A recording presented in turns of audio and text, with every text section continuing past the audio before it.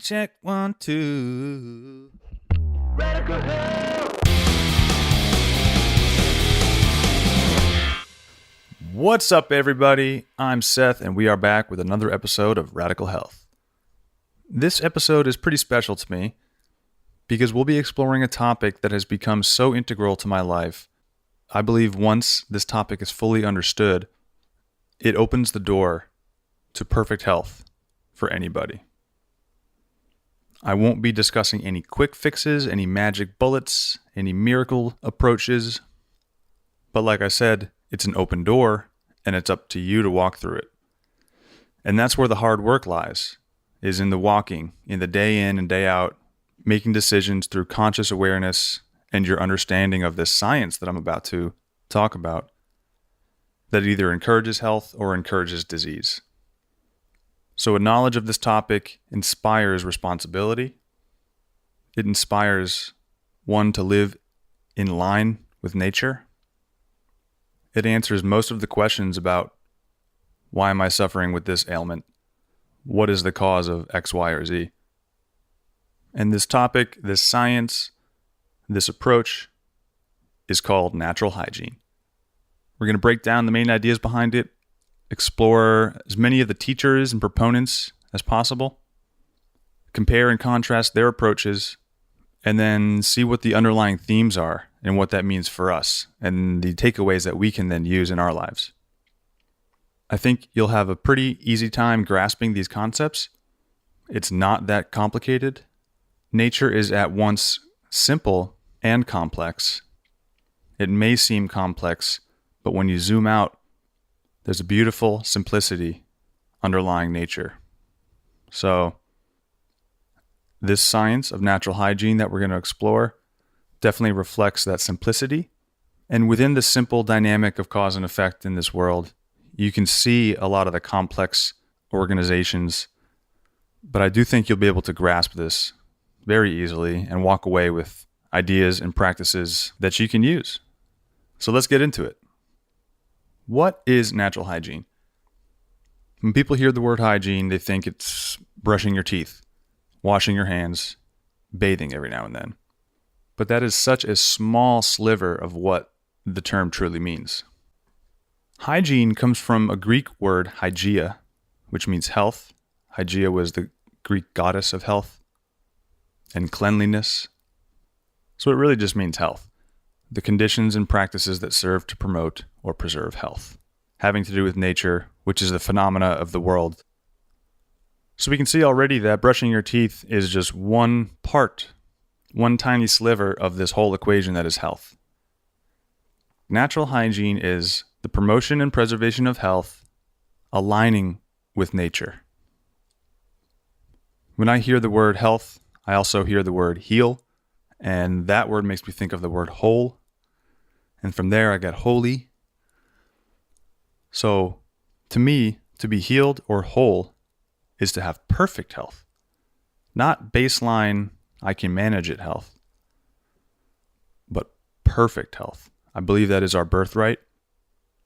To have every single cell in your body fully brimming with life force energy, fully maintaining the jobs that it's programmed to do, disposing of the result of breakdown, the waste, expediently and efficiently. Perfect health.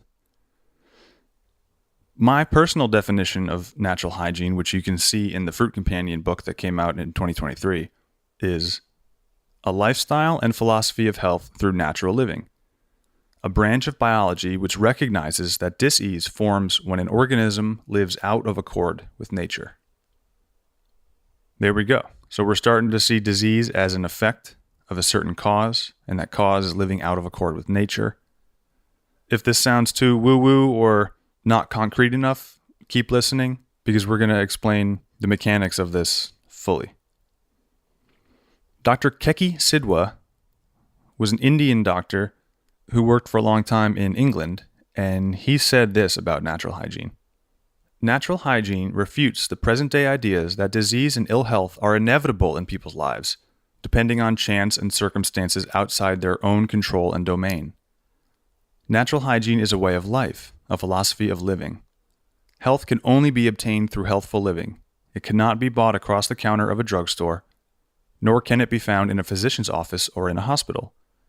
We contend that healing is a biological process which is continuously going on inside every organism. Ah, that last sentence is really good, because this is another huge piece of natural hygiene, and nature, actually. That healing is a biological process which is continuously going on inside every organism. Right, so if you go to a little sapling tree in your yard and cut it in half, it was 18 inches, now it's 9 inches tall. You cut it in half with a pair of pruners. All of a sudden, the trunk of that tree, of that little sapling, is exposed. Well, what does that tree begin to do? It begins to scab over it, basically. It begins to heal. That's the same exact thing that you do when your skin is broken or you have a bruise from some damaged blood vessels. Your body immediately knows what to do. There's no asking the body, there's no calling upon it, there's no need to take anything from outside to inform the body to start to begin its reparative process.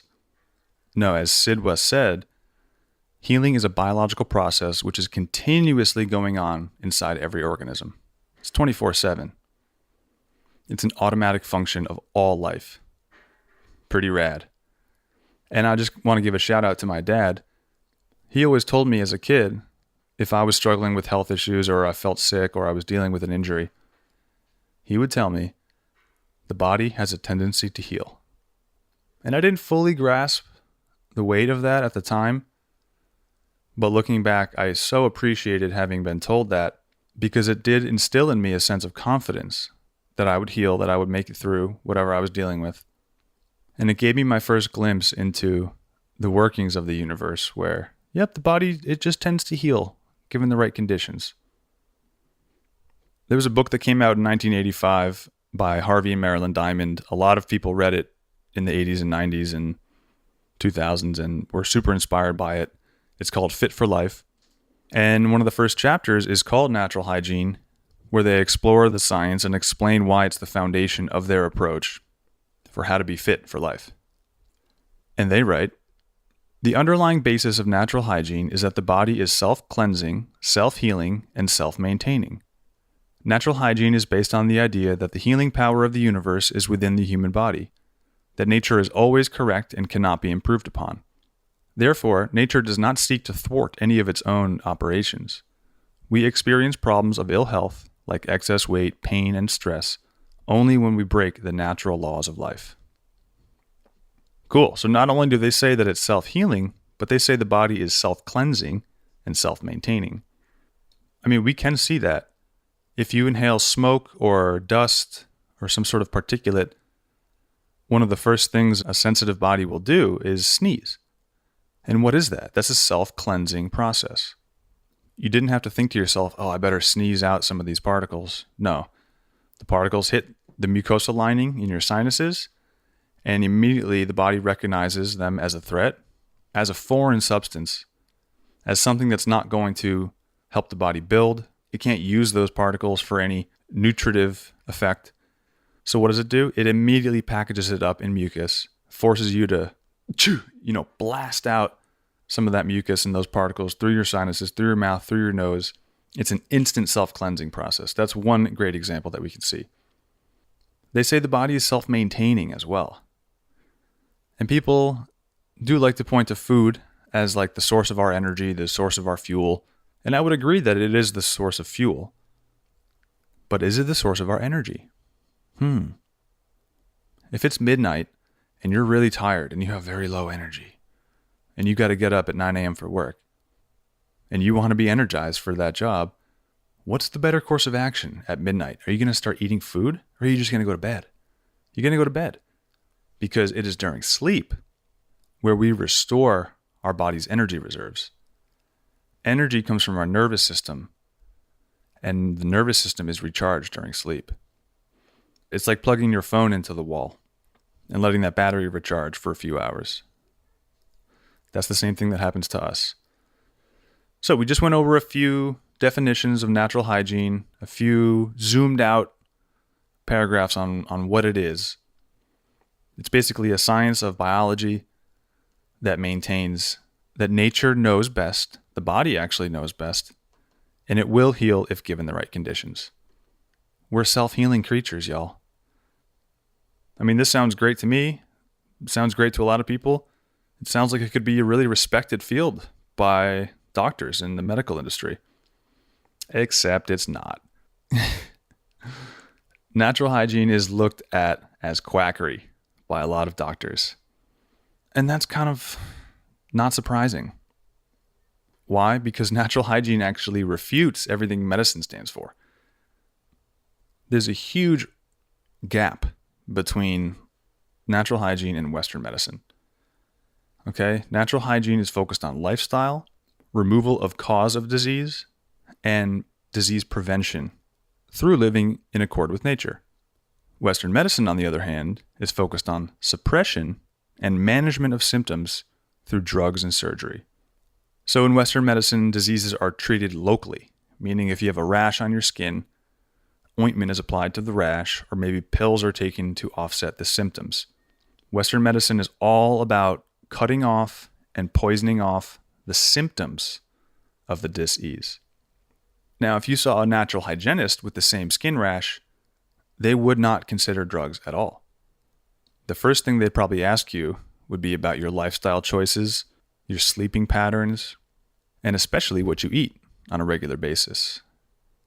I've been to so many dermatologists in my life, and never once have they asked about my diet or insinuated that diet has any connection to the skin.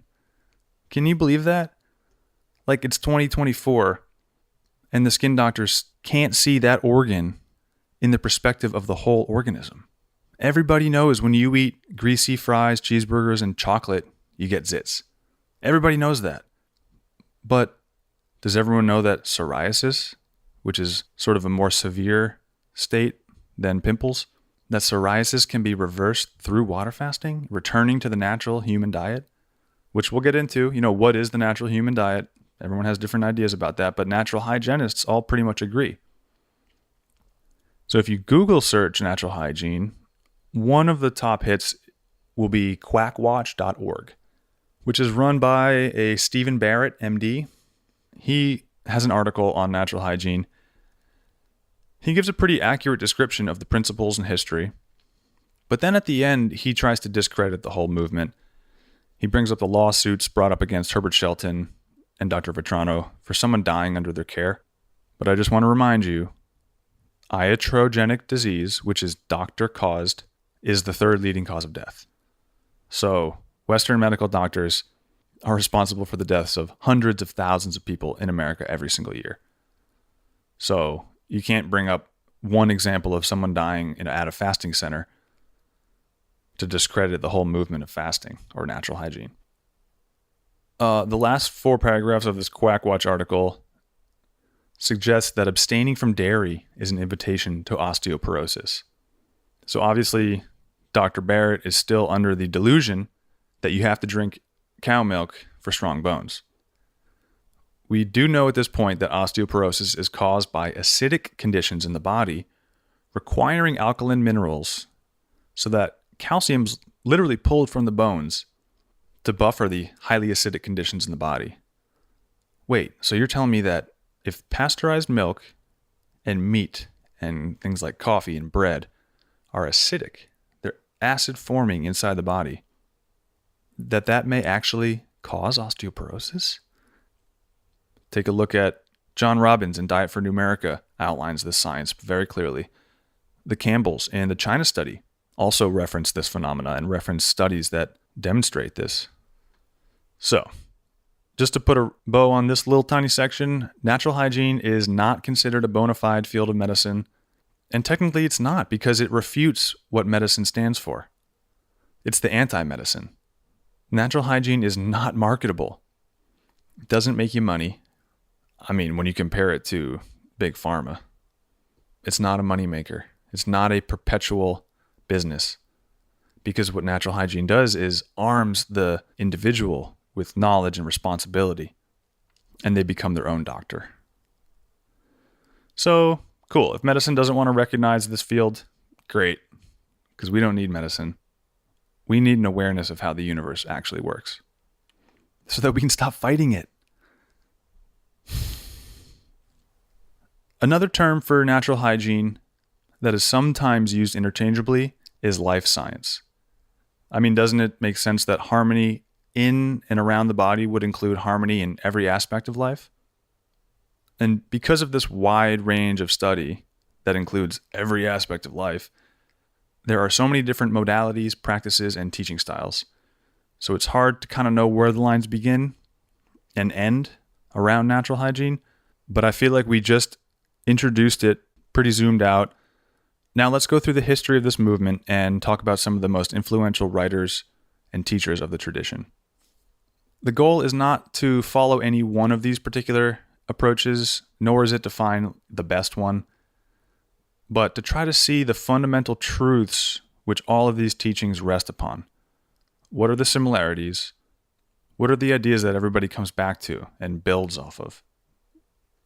Maybe we'll find the essence of these teachings and be able to fully understand what is life science, what is natural hygiene. So as far back as ancient Greece, we can see the roots of natural hygiene. Hippocrates was known as the father of medicine. He wrote about health and especially hydrotherapy, water therapy. Hippocrates is probably most known for his quote, "Let thy food be thy medicine and thy medicine be thy food." He also said, "To feed a man when he is sick is to feed his sickness." So right there, those two sentences outline the importance of fasting, the importance of proper eating, and like I said, fasting, knowing when not to eat. If you're sick and you begin to eat food, well, being sick is your body trying to get rid of a bunch of trash. So why put more stuff in? It's like you're trying to sweep out your house or your garage, and somebody comes home and tries to back their car into the garage and unload all these cases of groceries and things to put and clutter up the garage while you're trying to clean it. So it's like, wait, park the car on the street or in the driveway. Let me sweep this thing out fully. Don't put any food in me. Don't put anything in me so I can fully clean. And then once I feel good, once my body is done with the natural expulsion of mucus, expulsion of toxin, let's begin to eat again. Let's begin to rebuild. Let's begin to restock the garage, so to speak. Then there's kind of a huge gap between ancient Greece and about 200 years ago. The 1820s is when many of the original, users of the term natural hygiene and teachers of the science and writers and doctors were born. So it's 2024 now. And in 1824, Isaac Jennings was a doctor in Connecticut. William Alcott was a doctor in Philadelphia. And they were some of the first hygienists. In 1832, Sylvester Graham toured the United States delivering a series of lectures on vegetarianism. He introduced a certain type of whole grain bread that became known as graham bread and then the graham cracker. Now, today, graham crackers are full of processed sugar and refined, enriched flour. So obviously it became something that it was not. But shout out to Sylvester Graham. In 1845, Dr. Joel Shue started a magazine called the Hydropathic Journal and Herald of Reforms. In the next decade, in the 1850s, R.T. Trall published the Hydropathic Encyclopedia. So the Hydropathic Journal, the Hydropathic Encyclopedia. What does hydropath mean? Hydro is water. Path can mean relating to illness, or it can mean relating to the treatment of. Right? A naturopath or an osteopath is someone who treats, and a psychopath or a sociopath is someone with illness related to whatever the prefix of the word is. Hydropathy, hydropathy, however you want to say it, is healing with water. And that includes drinking it, bathing in it, and cleaning out your colon with it. There's actually a bunch of other uses for it. I mean, even if you feel like you're overheating and you run cold water over your wrists, you have veins very close to the surface of the skin in your wrist. You can see them, the blue veins, right? So when you run cold water over it, it actually cools down your blood, and that blood will, since they're veins, it will go right to your heart. You can actually cool down your whole body by running cold water over your wrists. Conversely, you can warm up your whole body if you're cold by running warm or hot water over your wrists. So that's just a really small example of hydrotherapy or hydropathy. Meanwhile, like 1830 to 1853 or so, we got to look at what else was happening at that time. The medical field and allopathy, which is drug-based healing, or drug-based treatment rather, because there's actually no healing to be done if you're just chopping off symptoms. The allopathic system was gaining tremendous momentum at the same exact time as this natural hygiene field was budding. 1847, the American Medical Association was founded in the United States. Just 15 years prior, the British Medical Association was chartered, and the BMA was the foundation of the AMA. So the American Medical Association was sort of built off the British one. And according to Eustace Mullins in his book, Murder by Injection, from its inception, the American Medical Association existed to, 1, attain and defend a total monopoly of the practice of medicine in the United States. 2, teach allopathic medicine only, which again is drugs and surgery. And 3, discredit and destroy competing medical practices like homeopathy, herbalism, and chiropractic. And he does outline the campaigns to discredit and destroy competing medical practices through licensure, but also through seizing property and arresting people. The 1900s is sort of the dark ages of medicine in the United States. John D. Rockefeller realized he could make greater profits from medicine than from oil and steel. And remember, he was the oil and steel monopolist. He was the world's richest man because of his oil industry. Now, here's a big reason why medicine could be more profitable than that. It's because in the oil and steel industries, you have a lot of chemical byproducts, waste essentially, that they then use. They repurpose through refining and whatever sorcery they do and make it into drugs. And the word sorcery here is not a reach. Look up the Greek pharmakia. It translates to sorcery, magical arts. So pharmacy, the druggists, they are sorcerers. They're making their witch's brew concoctions that when ingested call upon the body to react in a certain way. And it's those reactions that we're after, because oftentimes they do suppress symptoms or stimulate the body into some other feeling that we can then ignore the symptom. But literally, pharmacy comes from the Greek word for sorcery, pharmakia. So if you had a business and you could use all the waste from that business as raw material for a new business, or essentially an entirely new industry, and you were a ruthless businessman, wouldn't you then foster that industry and see how big you could build it? Well, that's what happened, because all throughout the 1900s, the pharmaceutical industry just grew and grew and grew. And now it's one of the biggest industries that we can contend with. Their lobbyists are everywhere. There's trillions of dollars being pumped into this thing.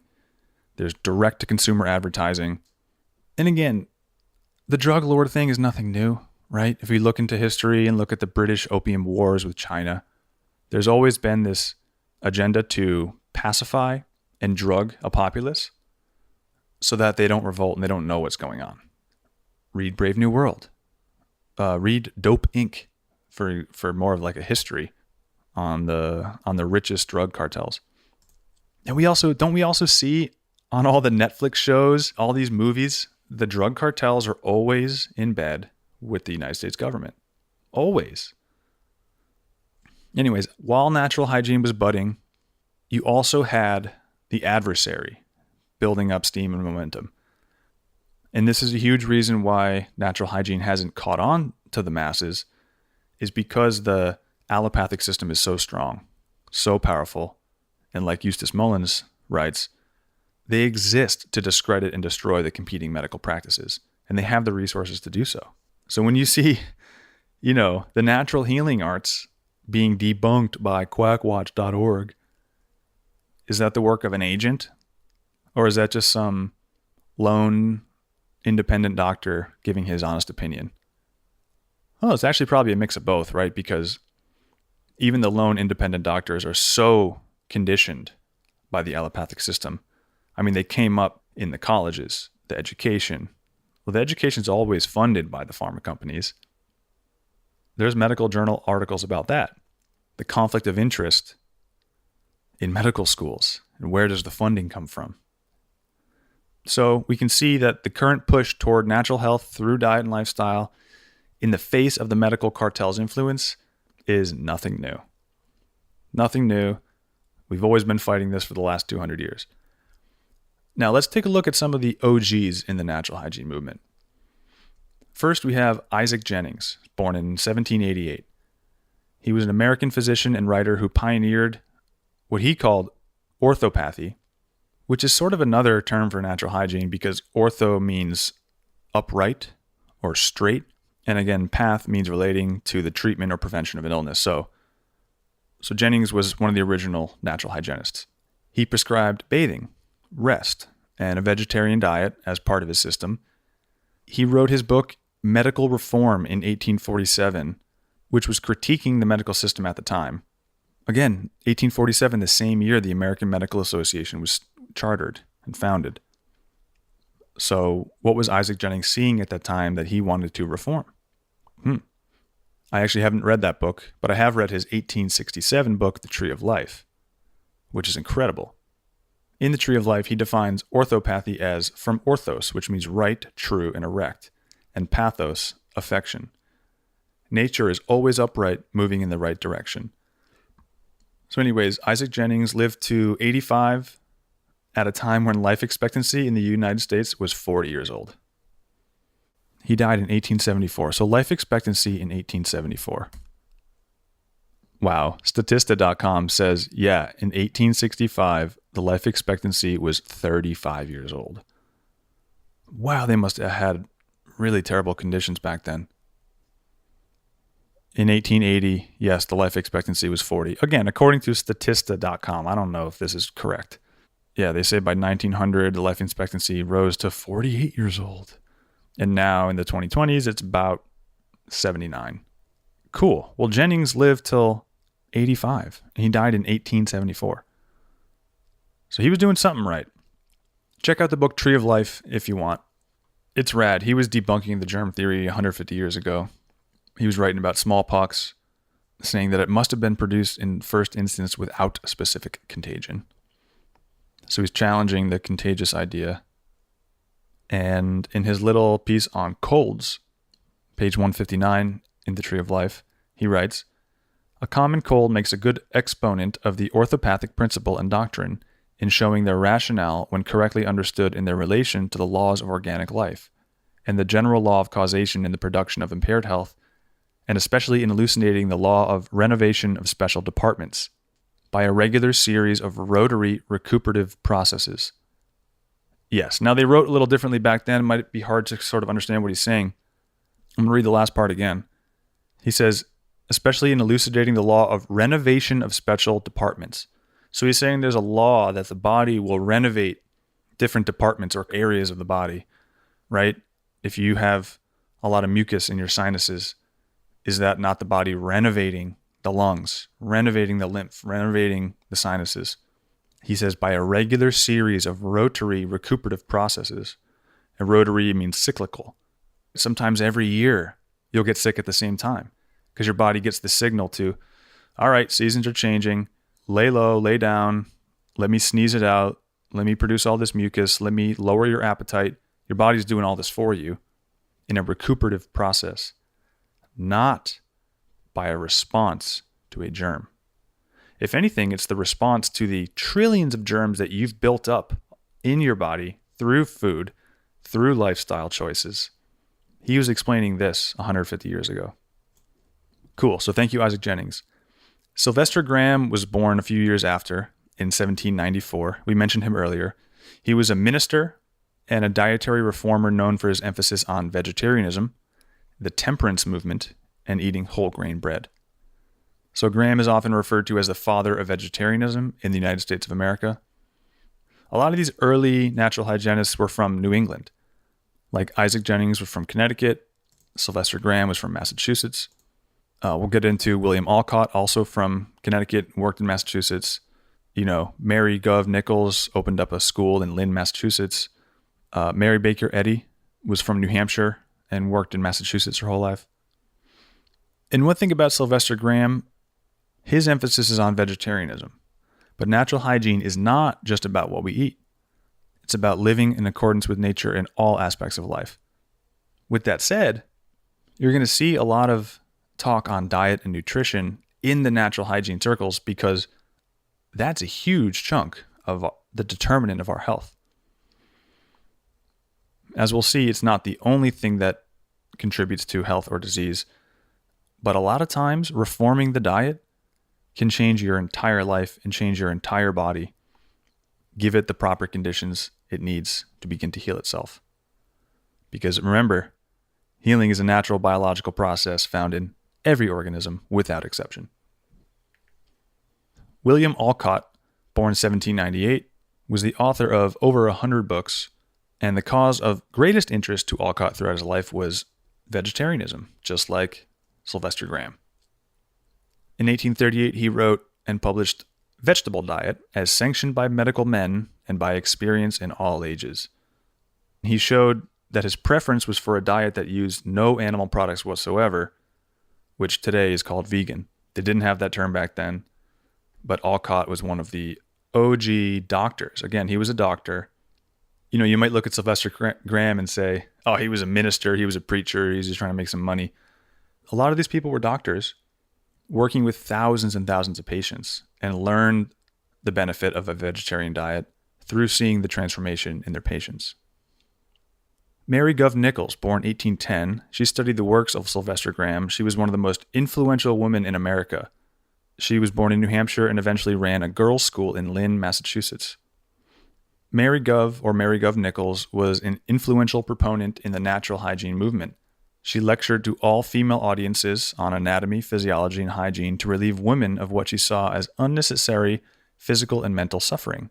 She recommended that women exercise daily, breathe fresh air, shower with cold water, avoid the fashionable tight-laced corsets of the day, and abstain from coffee and meat.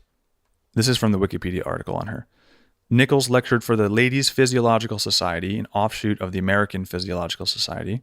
She had been described as the first woman in America to lecture on topics of anatomy and physiology, and she included lessons on vegetarianism and prevention and cure of sickness. Nichols believed that cancer could be cured with a vegetarian diet. R.T. Trall, born 1812, I mentioned him earlier. He's the author of the Hydropathic Encyclopedia, volumes 1 and 2. He used the term natural hygiene. He promoted vegetarianism. He promoted hydrotherapy. And according to Herbert Shelton, who we're going to get into, Trall was the man who systematized hygiene, made it into a distinct school of thought and practice, and made the world conscious of the fact that there was a new and better way of life available to all. And a lot of people point to Shelton as being the father of natural hygiene, or at least the godfather or the best spokesman. So to hear it from him that R.T. Trall was the man who systematized hygiene, Trall may very well be considered one of the godfathers of this. Trall superimposed Sylvester Graham's approach to diet on the practice of hydrotherapy pioneered by Jennings and improved on both, giving us the beginnings of the holistic approach, natural hygiene. How can water help us stay clean? Again, used inside and outside the body. How can food help us stay clean? Inside and outside the body. It seems like a lot of these early proponents saw that meat and animal products created a state of uncleanliness. It just creates a little bit more waste material, like proteinaceous foods, especially animal products, especially ones that have been heated and cooked, create a pretty heavy burden on the body. And then that waste product that is left when it's broken down is toxic. Rather than trying to let your body have the vitality and the energy and the power to clean all this toxic product, why don't we just not put it in there to begin with? And I could understand if we had to eat meat as a species like cats do. I can understand that, what we're saying wouldn't make sense, but we don't actually have to eat meat. Plants provide the human body with everything that we need. And these original doctors and teachers were onto this. Trall opened the first college of hygiotherapy called the Hygienic Institute in New York in 1852. and became the Hygiene Home and Hygiotherapeutic College. Trall also edited the Water Cure Journal, which he later renamed the Herald of Health. He wrote a ton of books, including True Healing Art or Hygienic versus Drug Medication and the Hydropathic System. Oh, here's something pretty cool. R.T. Trall authored the first American vegan cookbook in 1874. I'm going to have to find that. It's 150 years old now. Here's a couple quotes by Trall. He writes, "In a general sense, diseases are produced by bad air, improper light, impure food and drink, excessive or defective alimentation, indolence or overexertion, unregulated passions, in 3 words, unphysiological voluntary habits." So, habits because they have to be something done over and over again, right? Because if you just get a little bit of bad air, your body will take care of it. Little bit of impure food, your body can take care of that. But if you do it habitually, that's really what starts to build up this process of disease. He writes, "The conditions of the body in dis-ease, the proximate causes against which all remedial efforts are to be directed, are, in general terms, impure blood, unhealthy secretions, obstructions in the minute vascular structures or capillary vessels, excessive action in some parts or organs with deficient action in others, unequal temperature, etc. In other words, a loss of balance in the circulation and action of the various parts of the vital machinery, producing great discord in some portion of it, and more or less disorder in all." So this tracks directly with Tilden. Are there any obstructions in the minute vascular structures in these little blood vessels? If there are, well, that's going to cause imbalance and symptoms. And because of this, Trall says, the general indications are therefore to remove obstructions, wash away impurities, supply healthful nutriment, regulate temperature, relax intensive and intensify torpid action, etc. Well, there's your answer, folks. There's the key to health right there. Remove the obstructions in the blood, in the guts, in your mind. Wash away the impurities. Supply healthful nutriment. Again, huge part of this thing. If you're not putting the right food in, you'll become deficient or dehydrated. Regulate temperature. Relax intensive action. And intensify torpid action. Right? So we want this balance, this poise of energies in our body. And that's going to help us. And the last little quote I want to read from R.T. Trall is this. He says, "Nature is the true physician. The restorative power is inherent in the living organism. All that the true healing art can do is to supply favorable conditions, remove extraneous materials, and regulate hygienic influences, and thus place the system as fully as possible under organic law." That's page 6 of the Hydropathic Encyclopedia, volume 2, in the Philosophy of Water Cure chapter. So he lays it right out, and he agrees with everyone else who we've brought up so far. The restorative power is inherent in the living organism. The body has a tendency to heal. Supply favorable conditions, remove extraneous materials, and place the system as fully as possible under organic law. Oh, I love that. Are there laws to the universe? Is there organic law? Or is this just a random accident where man can become God, where we can make our own laws, and we can take potions and pills to achieve physical health? All right, this brings us to another badass woman of the movement named Florence Nightingale. She was born in 1820. She lived 90 years, and she's known as the founder of modern nursing. International Nurses Day is on Florence Nightingale's birthday, May 12th. So she wrote extensively on the art and practice of nursing for caring both the sick and the well. The basics of her approach were open the windows for fresh air, feed the patients water, which was actually not allowed in a lot of hospitals back in the day, keep everything clean, keep noises low, offer simple foods, do not overfeed, and even nuanced things like, always be in view of the patient. Do not speak to them from behind so they don't try to turn their neck and tweak their body, or so that the communication isn't fully there. Florence Nightingale's a badass. I have 2 of her books. She served as an advisor to the Army Medical Corps of a bunch of different countries, French, Prussia, England. She was very in demand in her time, very influential. And again, look at the basics of her approach. Fresh air, fresh water, relaxation, simple foods in moderate amounts. And why did she become so influential? Well, because her basics worked. There's stories of her like barging into these hospitals and not taking shit from anybody. All the doctors would be like, hey, what are you doing? And she would just go and open up all the windows, start pouring glasses of water, allow restful sleep, don't overfeed processed food, keep things clean, basic stuff. And it worked. She saw results. Another badass woman. This next person is actually a little bit controversial. Mary Baker Eddy lived pretty much the same exact time as Florence Nightingale, 1821 to 1910. She founded the Church of Christ Scientist, okay? Christian Science. She founded that in New England in 1879. And growing up outside Boston, whenever I'd go to Boston, it's right near Berkeley. There's the Christian Science Center. And I always thought that was a bit of an oxymoron. Like, growing up, I just didn't have the nuanced understanding of science or of Christianity to see that there could actually be a fusion of the two approaches. So I recently read Eddy's book called Science and Health with Key to the Scriptures, and I really enjoyed it.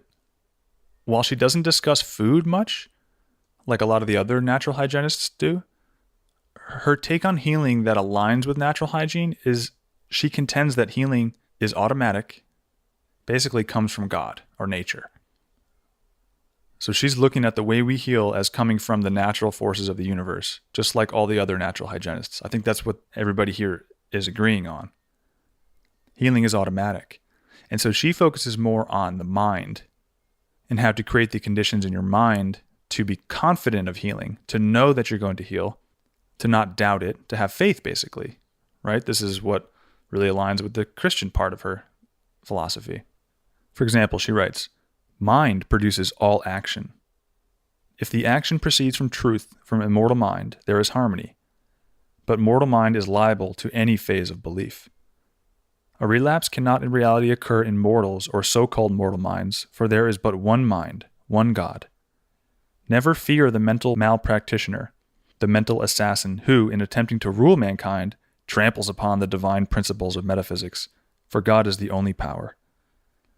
To succeed in healing, you must conquer your own fears as well as those of your patients and rise into higher and holier consciousness. So I can see how this text and this style of writing is not going to work for some people. Some people are more science-minded and need a little bit more, case studies and description of like the physical mechanics of things. Whereas Mary Baker Eddy is very much into just like the God force healing, mentalism being the connection between like your body and God, right? The mind being the connection. She draws a sharp distinction between mortal man and real man, right? And the real man being the God energy, the spirit that's within you. It's a higher consciousness than the physical. Here's one more quote in her chapter called The Science of Being. She writes, universal salvation rests on progression and probation and is unattainable without them. Heaven is not a locality, but a divine state of mind in which all the manifestations of mind are harmonious and immortal. Because sin is not there, and man is found having no righteousness of his own, but in possession of the mind of the Lord, as the scripture says. Mary Baker Eddy. All right. One of my favorite OGs in this movement is John Henry Tilden. He was born 1851 and lived till 1940. Toxemia Explained is his most popular work. It was written at the end of a 50-year medical career when he was 75 years old. For the first 20 years of his medical practice, he used the allopathic system, allopathic principles, which again is drugs and surgery. At the end of those first 20 years, he pretty much realized there's a better way. And so for the next 30 years of his career, he used a completely drugless practice.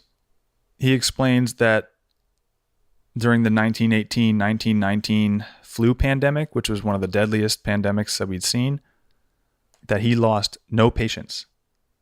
And why? Partially because he didn't prescribe drugs. He didn't try to just attack the symptoms of this flu. He would prescribe fasting bathing, resting. Again, fresh air. Fresh air is a huge one. If you feel like you're suffering with low health and you're living inside a lot of the time with the windows closed, try to open up those windows, get a screen in there, or go for some long walks and see what fresh air can do. You know, if you live with someone who smokes, or if there's like a cat, you can get an air purifier. But I would also recommend trying to sleep with the window open if you can. And again, this is a commonality between every natural hygienist. They all see the value and the importance of fresh air. And why? Because a lot of people think food is the most important thing for our bodies, or maybe water. And don't get me wrong, they're extremely important. But you can live weeks or months without food. You can live days or weeks without water. But how long do you think you can live without air?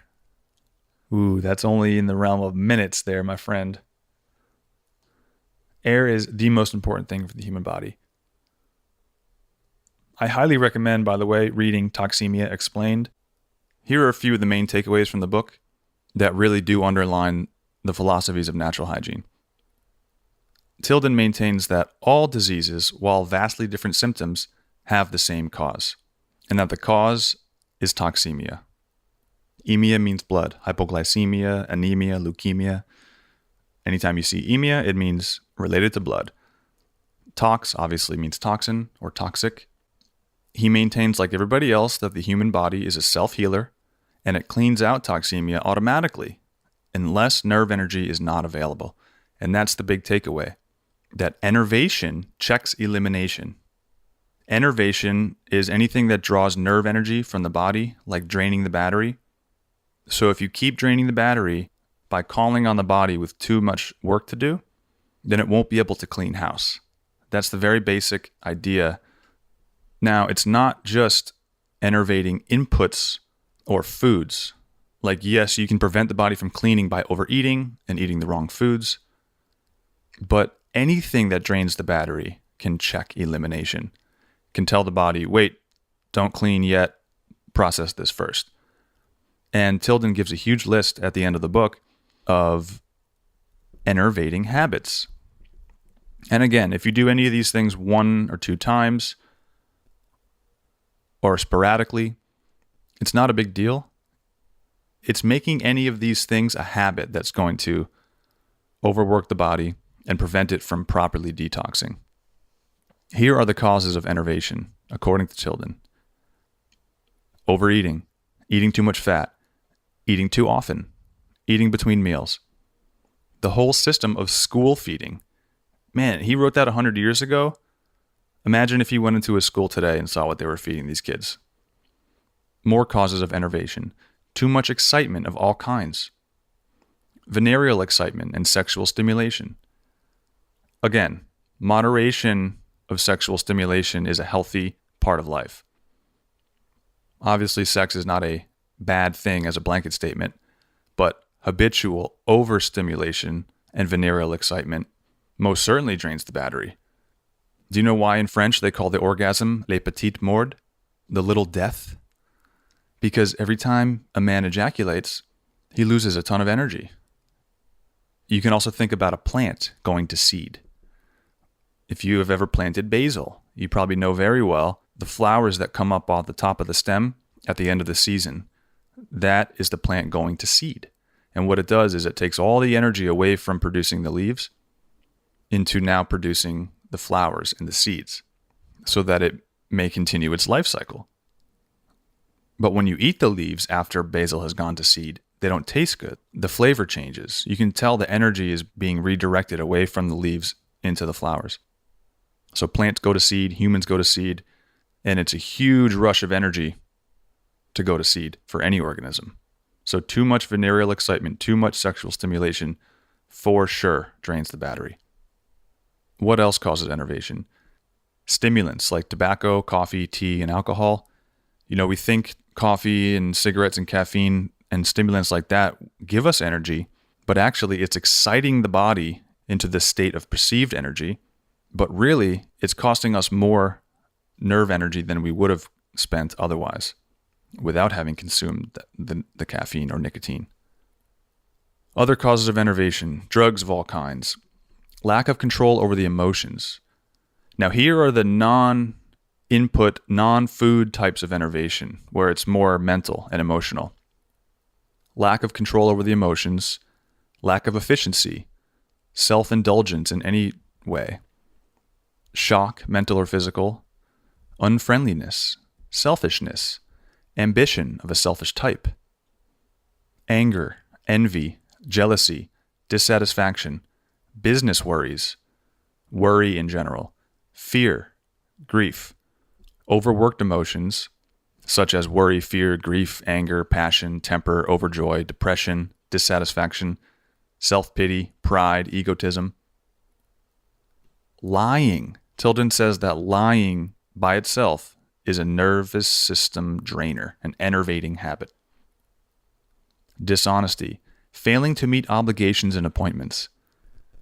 Taking advantage of misunderstandings, abusing the credulity of friends, abusing the confidence of those who confide in us. So those are the causes of enervation that Tilden laid out through the book, and I wrote them all in one list. And I think it's good to see it that zoomed out, to see that it's not just food, it's not just the physical inputs that we take into our body that can drain us, but it's different mindsets, mind states. Worry, fear, grief, right? So the more we're in those mental patterns, the more our battery is just getting drained. So Tilden maintains that toxic waste in the body is inevitable because the physical process of your body breaking down cells to recycle them, which is known as catabolism, the catabolic function, is toxic. The product of catabolism is waste that the body needs to get rid of. It can't use anymore. But as long as we have proper nerve energy, as long as we didn't enervate ourselves too bad past a certain threshold, then our body disposes of the trash easily and perfectly without a thought. So catabolism is one part of metabolism. Metabolism is both the building up and the breaking down. It's the whole process of tissue building. And it contains two parts: anabolism, cell building, anabolic functions, and then catabolism, cell destruction, cell breakdown, the catabolic function. So the catabolic waste, which is broken down tissue, is toxic. So therefore, you cannot avoid toxins in the world. But in health, those are eliminated as quickly as they're formed. No need to worry about catabolic waste unless you push your system too far. Does that make sense? So because of all this, we need to strive for balance in all areas of life. In how we treat our friends, in how we treat ourselves. Not only just what we eat, what we consume, what we listen to, what we watch, the types of ideas, emotions. We got to be aware of everything and try to balance in all areas of life. Here's what I just explained, summed up in 2 sentences. Life as it is lived causes the people generally to be enervated. And when nerve energy drops below normal, the elimination of toxin, a natural product of metabolism, is checked, and it is retained in the blood, bringing on toxemia. I mean, there's so much packed into this book. And I really like how Tilden explains how diagnosis is a medical delusion. To diagnose a disease is really just to point where it's happening on the body and what it looks like. Oh, looks like you're diagnosed with eczema. Well, that just means inflammation and redness and itchiness on the skin. That's all it means. You're just pointing to a symptom. You're not pointing to the underlying cause. Because eczema can be caused by a number of reasons. Oh, looks like you have chronic sinusitis. There's your diagnosis. Okay, that just means itis, inflammation of the sinuses, pointing to a symptom. He goes on to explain the 7 stages of disease, and these are generally accepted by the natural hygienists. First step is enervation, where our bank of nerve energy becomes overdrawn to the point that the body's unable to eliminate the toxic byproducts of metabolism, or the toxins that were directly ingested, if they were drugs or preservatives or artificial food colorings, for example. The second stage, toxicosis. So this is when the blood and tissues become loaded with the uneliminated toxic materials in the body from wherever they came, whether it's from metabolism or direct ingestion. 3, irritation. This is where you're going to start to see the signs and the symptoms itchiness, edginess, uncomfort, sneezing. That's when the body starts to tell you, we got something backed up here and we need to take it out. So if we don't pay attention to the irritation, then the fourth stage is going to arise, which is inflammation. So that's when the toxins get concentrated in an organ or an area to be expelled. So the body starts to package all these things up and throw them out of a particular organ that may be weakened. Basically, the body just chooses a location to start dumping these toxins because they can't be taken out through the regular channels because you've enervated yourself so bad. The fifth stage is ulceration. This is where the toxic materials have begun damaging the cells and the organs, and the body creates an ulcer to dump these toxins so that it can basically save all the other organs in the body. The sixth stage is induration, which means hardening. This is where a body creates a tissue to surround the ulcer or surround the part of the body that has been chosen to dump these toxins.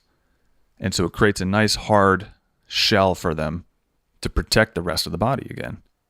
And then the last stage is cancer, where the body vitality has become very low and these toxins are just being dumped and filling these indurated bags, basically. And this is where we see, cancer growth. Are these cells replicating themselves, or are they just being continually dumped by the body? Because the waste in the body needs to get out. Cancer is the last final stage of disease. So this Tilden explained 100 years ago. And he really reminds us, if we keep ignoring those first few stages, the irritation, the inflammation, it will continue to ulceration, induration, and potentially cancer. So what does he recommend? Tilden writes, page 86, unless toxemic patients are put to bed and fasted until elimination is completed, then fed properly and taught how to eat within their limitations, and unless they are willing to give up all enervating habits, there is no hope of their ever getting well. This is where the responsibility comes in, folks. This is where it's up to us, because we can't just reach for a magic pill. We have to let our body clean. We have to lay down in bed, fast, conserve as much energy as possible, and then begin to eat within our limitations. Okay, we have to give up all the enervating habits. The hope for curing or reversing whatever you're dealing with is going to be low if you're not ready to change lifestyle habits. The decade following Tilden's birth, we introduce Professor Arnold Ehret to the world, 1866. He was a German author of the Mucusless Diet Healing System and another well-known book called Rational Fasting. He has sort of a cult following today. The Mucusless Diet Healing System is still very much alive. If you remember back to episode 3 on Radical Health, I interviewed Brother Air, and he filled us in on the Mucusless Diet Healing System. We had a great conversation on that book and that approach. Now, Arnold Ehret was the one who taught me about the importance of air. His Mucusless Diet Healing System book was one of the first books that I read in this whole field of study. Really blew my mind.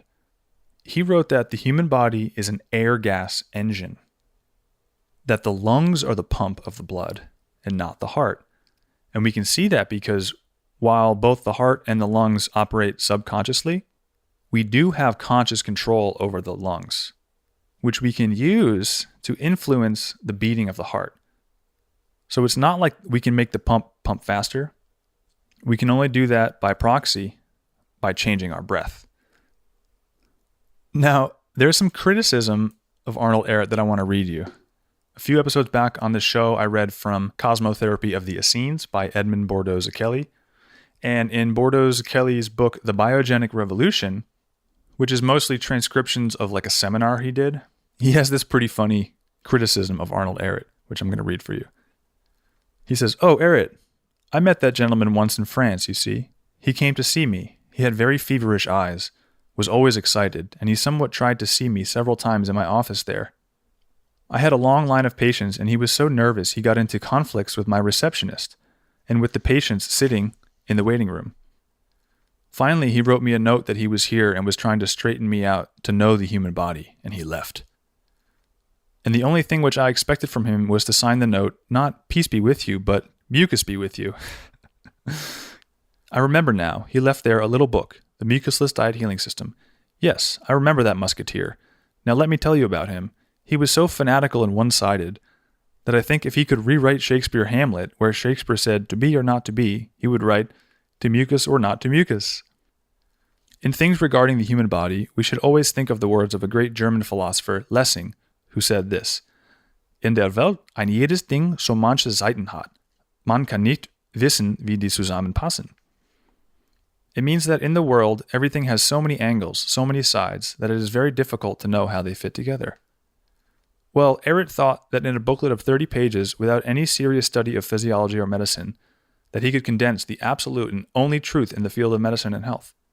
Well, you see, the greatest mistake in life we can commit is one-sidedness. When we believe we are in possession of the only and exclusive truth and everything and everybody else is wrong. Then we have built a stone wall between us and the universe, and we will not be alert. We will not search anymore. We will not learn anymore. We did commit an intellectual suicide. This is what our illustrious Ehret did commit. But I want to tell you this, that in Europe, nobody took him seriously. Nobody.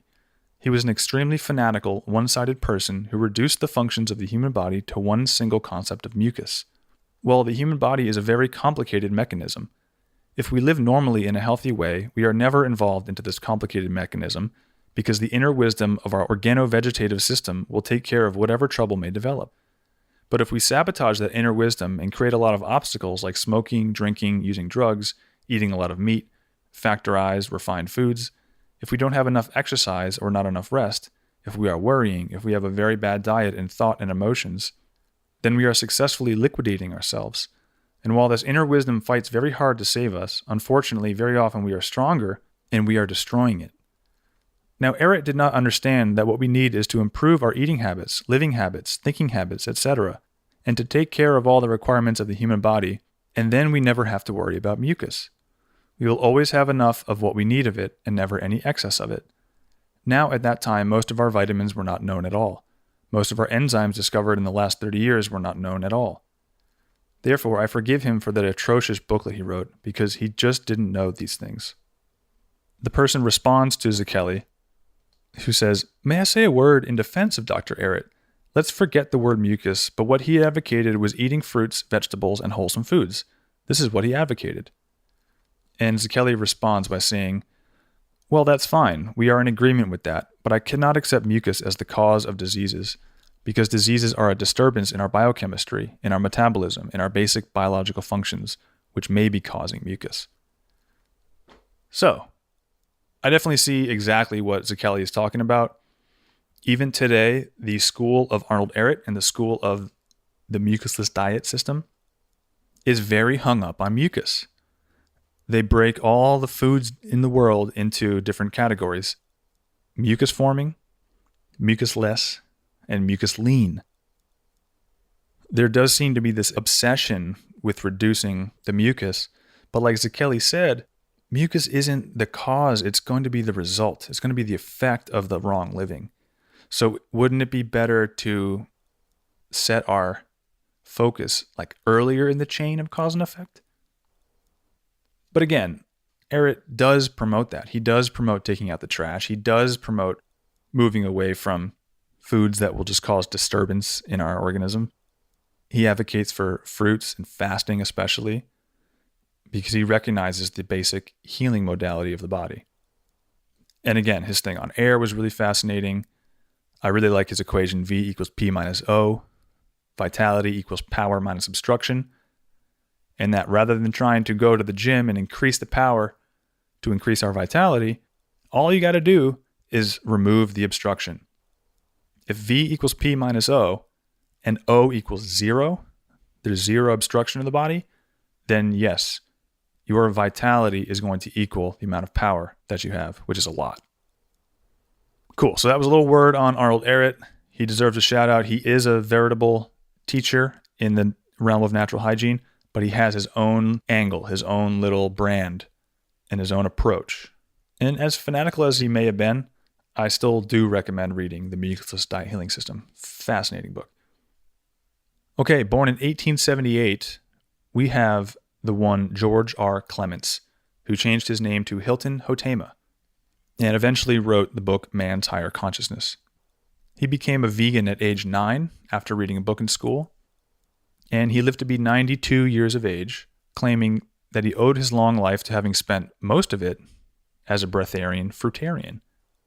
Now, a lot of people, a lot of natural hygienists have a problem with this guy and his approaches too, because he talks about breatharianism. He talks about how, yes, we do get all our energy needs from prana, from air, from the sun, and that there's an obsession with eating that maybe if humans were in their pristine state, we wouldn't need to do so much. And if this sounds crazy to you, I highly recommend reading his book, Man's Higher Consciousness, or the book that came before that called Long Life in Florida. It's an amazing study on longevity and the lifestyles that many of these long-living people practiced. What you see is that in a lot of cases, the less one eats, the longer one might live. Very interesting. So while I don't think Hotema flew the flag of natural hygiene, he definitely deserves a shout out in this presentation because his teaching about fasting and his teaching about fruit diet, his teaching about organic versus inorganic minerals, calcification of the body, and how to prevent and avoid that, all that lines directly with the principles of natural hygiene. So Hilton Hotema, George Clements, you're the man. I love your books. Born in 1880, we have Hereward Carrington, who was a real G, a real OG.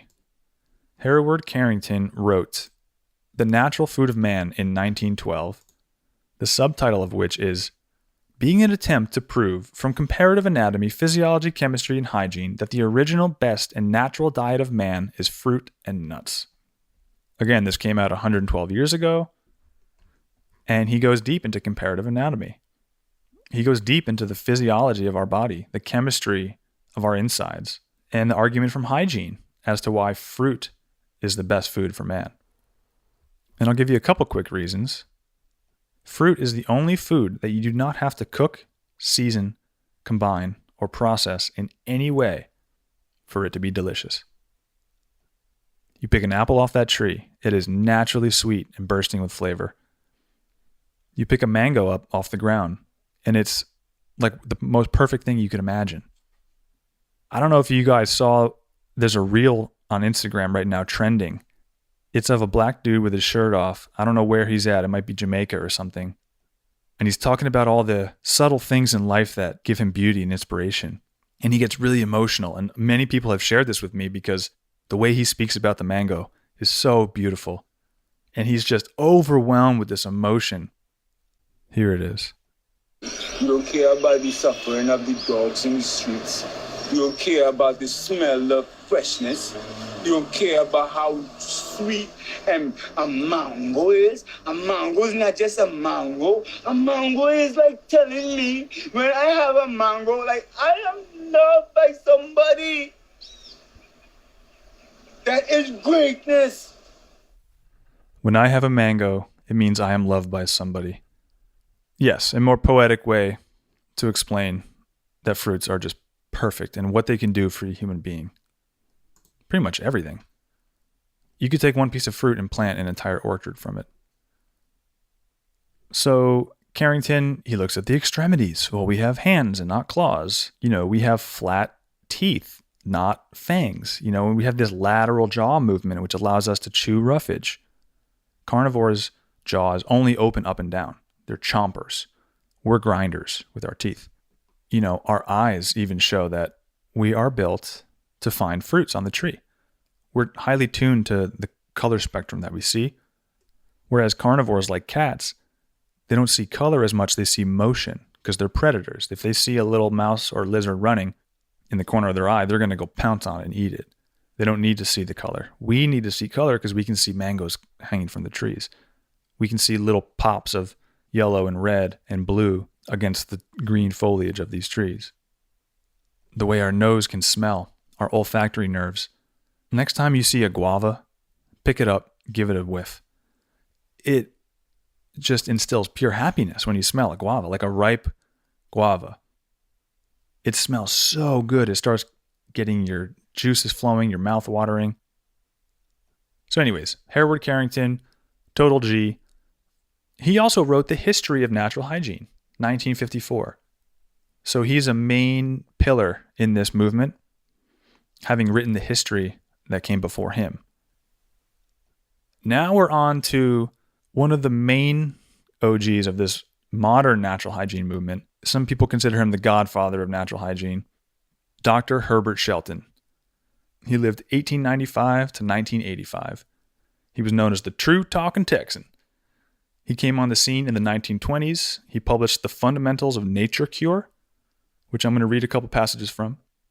He began publishing a major 7-volume work called The Hygienic System in the 1930s, the first 3 volumes of which I think are the most important: The Science and Fine Art of Natural Hygiene, The Science and Fine Art of Food and Nutrition, and The Science and Fine Art of Fasting. So I think those 3 books and Herbert Shelton's work in general constitute the most thorough teachings of natural hygiene. If you want to read one person to get a better understanding of what natural hygiene is, read Dr. Shelton.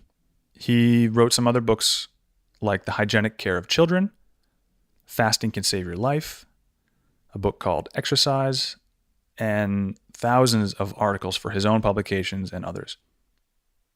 He had a publication called The Hygienic Review, which ran from 1939 to 1980. So wow, that's 41 years of his own magazine. It became the Journal of Natural Hygiene. And I actually have a few vintage copies of this Hygienic Review.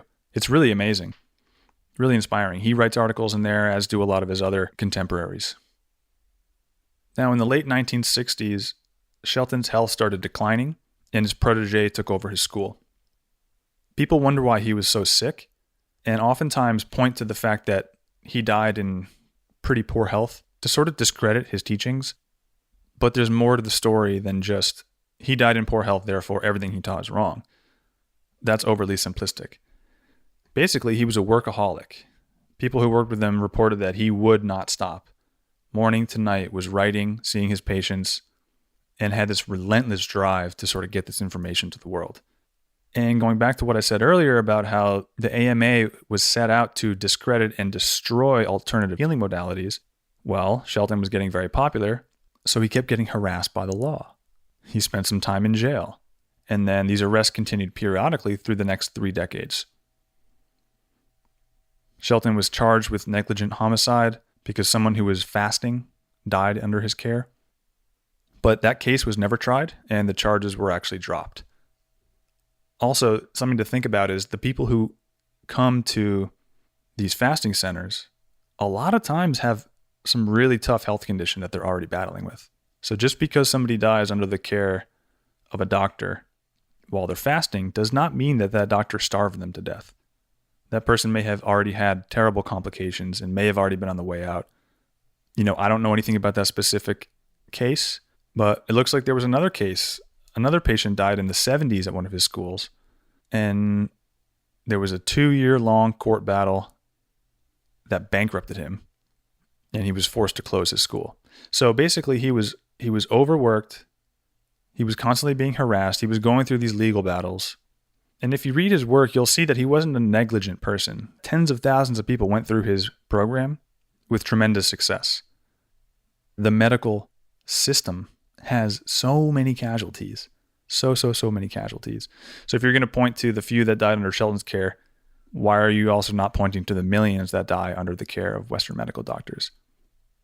And then apparently, I heard that Shelton got kicked by a horse at one time, and that gave him these physical debilitations that really took a toll on his internal health. And who knows what kind of toxins he was exposed to. We can't look at someone's poor health at the end of their life to justify or to discredit their teaching. And diet isn't the only factor in good health. So I just want to read a couple quotes from Shelton because he is, like I said, one of the biggest OGs in this whole movement. And he puts things very well. I think I'm going to read it in a Texas accent just because, why not? The hygienic school is the first and thus far the only school in the world that made the laws of life and the conditions of health the leading features of its teachings and practices. In The Fundamentals of Nature Cure, he writes, to sum up then, we have found that wrong living lowers our nerve force, producing enervation, Enervation lessens functional efficiency, which permits the retention of a part of the body's waste within the body. These gradually accumulate in the blood and lymph, producing toxemia. And listen, I'm sorry if that's not a Texan accent. I really don't care. I'm just trying to throw a southern drawl on there. Got to have a little fun, right?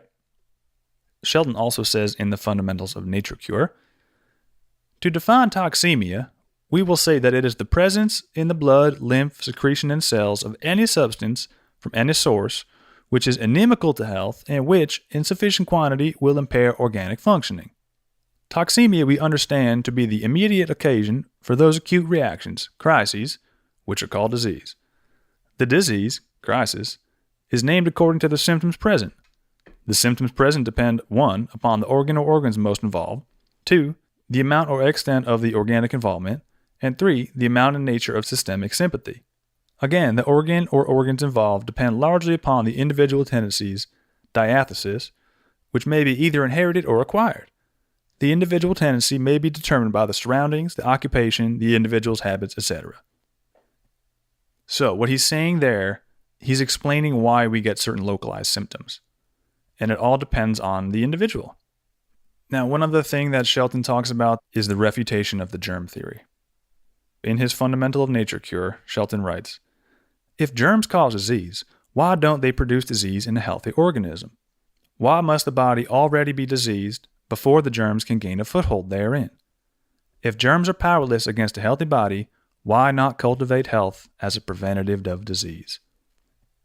And this is the exact same thing that I was saying during 2020. Okay, y'all are worried about germs, clearly. But if those germs are powerless against a healthy body, because we did see that the most deaths were in those who had multiple comorbidities, people who were already obese, had heart problems, had lung issues, why not cultivate health as a preventative? Why not focus on going to the gym, eating properly? No, they were trying to bribe you with donuts to get the medical intervention. Don't we see how wrong that is? He was saying this stuff almost 100 years ago, and it's the same stuff we need to be hearing today. Here's Shelton summing up toxemia, which again was John Henry Tilden's main contribution to this field. The immediate occasion for disease was the gradual accumulation within the organism of those same poisons that are being thrown off by the healthy organism every moment of our lives. What does that mean? That means the product of cellular breakdown, cellular recycling, which is known as catabolism, is toxic. But not to worry, your body will throw it off. Your body will just take care of it. We have the channels of elimination, the lymph, the blood, the urine, sweat, carbon dioxide. We have the physical capability to automatically throw off any toxin that's naturally produced by the body. Faulty elimination due to enervation permitted the retention of these toxins in the body. So what does that mean? If you keep stimulating yourself, if you keep enervating yourself, you will permit the retention of the toxins. You will not allow the body to clean the house. Here's the analogy there. You're trying to go sweep the garage, and then your friends come over and distract you. They go, nope, we're going golfing, and they take you. They remove you from your house. You're not sweeping the garage anymore. The garage is now continuing to build dust rather than you taking it out because you're busy, you're preoccupied. Your friends took you golfing. That's the same thing. If you have a cold, that is your body trying to throw off the accumulated toxin, trying to dispose of this accumulated waste matter. And if you go and eat a pizza, you're then telling the body, you know what? Stop cleaning. Stop. Don't do that. See if you can digest this. This greasy, complex, salty, dead, it's not living food, pizza. That's what you're doing when you have a cold and you eat, which is why the best thing to do when we have a cold is just to fast. Drink water, lay low, let the body take out the trash, and once you feel better, then you can return to normal functioning. Enervation is basically distracting the body, using the nerve energy that it was going to use to heal to then do some other stuff, like deal with the stimulant, deal with the food, digest. Digestion is huge energy user, right? And even if you're trying to heal and then you crank the music or you put on TV and you keep the lights on when you're trying to sleep, all that is enervating too. It's not just food. So lastly, Last little quote from Shelton here. He says, "We found that enervation was due to wrong living. That any habit, act, indulgence, or agent that uses up our nerve force in excess of the daily supply, or that prevents a thorough recuperation for the day's activities will, if continued, end in enervation." So, does that make sense? Excess causes enervation. Enervation checks elimination. Elimination is the natural way the body cleans itself. Cool. So all we got to do is not stimulate ourselves beyond that point of being able to heal. It's pretty simple.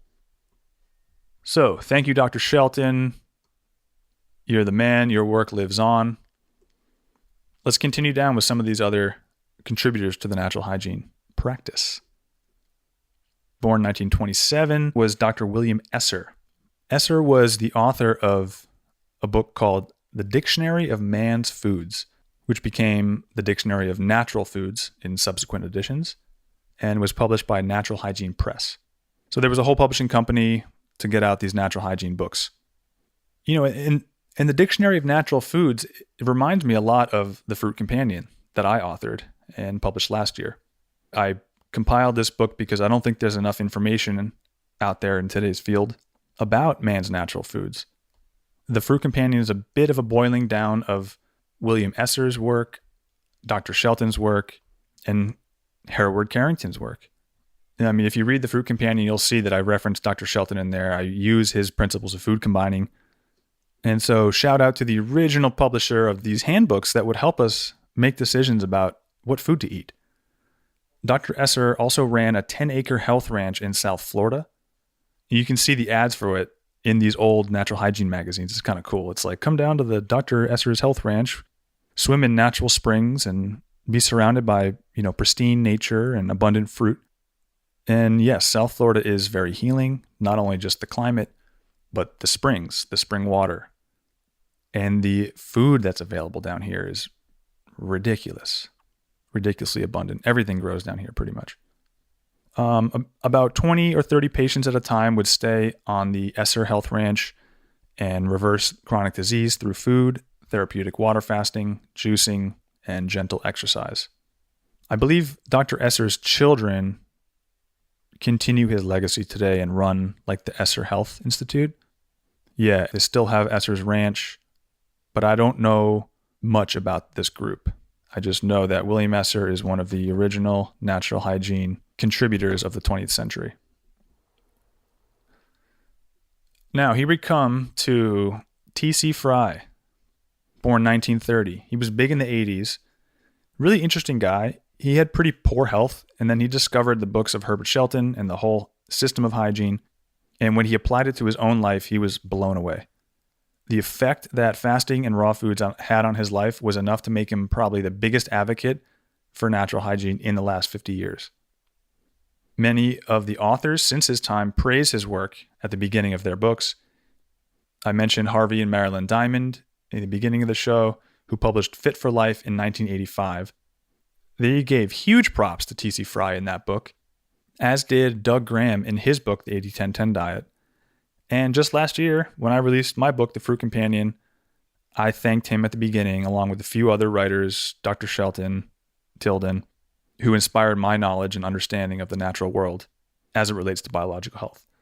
So T.C. Fry does get a lot of props in this circle because what he did, I think, was take the teachings of Herbert Shelton, which again are some of the most foundational, and he simplified them. What Dr. Shelton could say in 3 pages, T.C. Fry had an ability to be able to put that in 1 paragraph. So if you read T.C. Fry, you'll get a lot of Shelton's teachings by proxy because he was mostly trying to retranslate them for the modern day. Like Shelton can have this wordy, flowery way of writing, and T.C. Fry is way more just straight to the point. So I really enjoy reading him. Basically, when T.C. Fry, saw the light and started working with Shelton in Texas, they started the Life Science Institute and wrote one of the most epic texts on natural hygiene that exists today. And it's called the Life Science Health System. I'm going to read some of the main tenets of what T.C. Fry calls life science. And remember before I mentioned that life science is sometimes used synonymously with natural hygiene, but life science may be viewed as a little bit broader. Natural hygiene is sometimes viewed as the dietary science, limited to the nutritional approach and fasting. But the main tenets of life science encompass a bit more of the principles of life. So from the Life Science course lesson 1.2.2, Life Science Philosophy Principles and Practices. These are the main tenets of life science, according to T.C. Fry. Life should be meaningful and filled with beauty, goodness, and happiness. Humans are inherently good, righteous, and virtuous, and that their exalted character will be realized under ideal life conditions.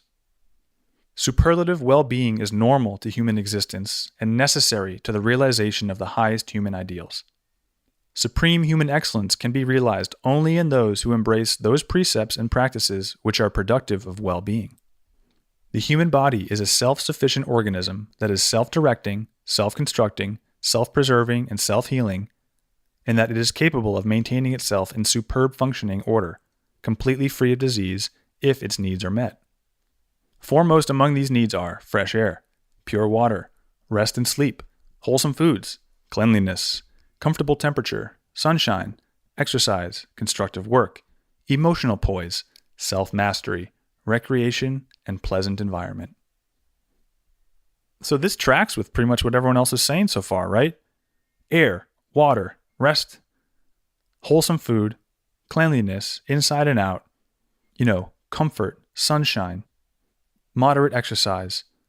And then he adds constructive work, emotional poise, which is really important, right? If you're constantly letting your emotions get the best of you, your nervous system's going to be getting drained.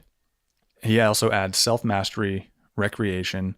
So the things we do adjacent to focusing on our health, like learning a skill. You may not think that like you practicing the guitar is like part of a personal health journey, but it absolutely is. If you find value in improving as a musician, as someone who can express the music that's inside you, or you feel good about just the gaining of a skill, entertaining those around you, then that is most certainly going to help harmonize your energy, create happiness, create health.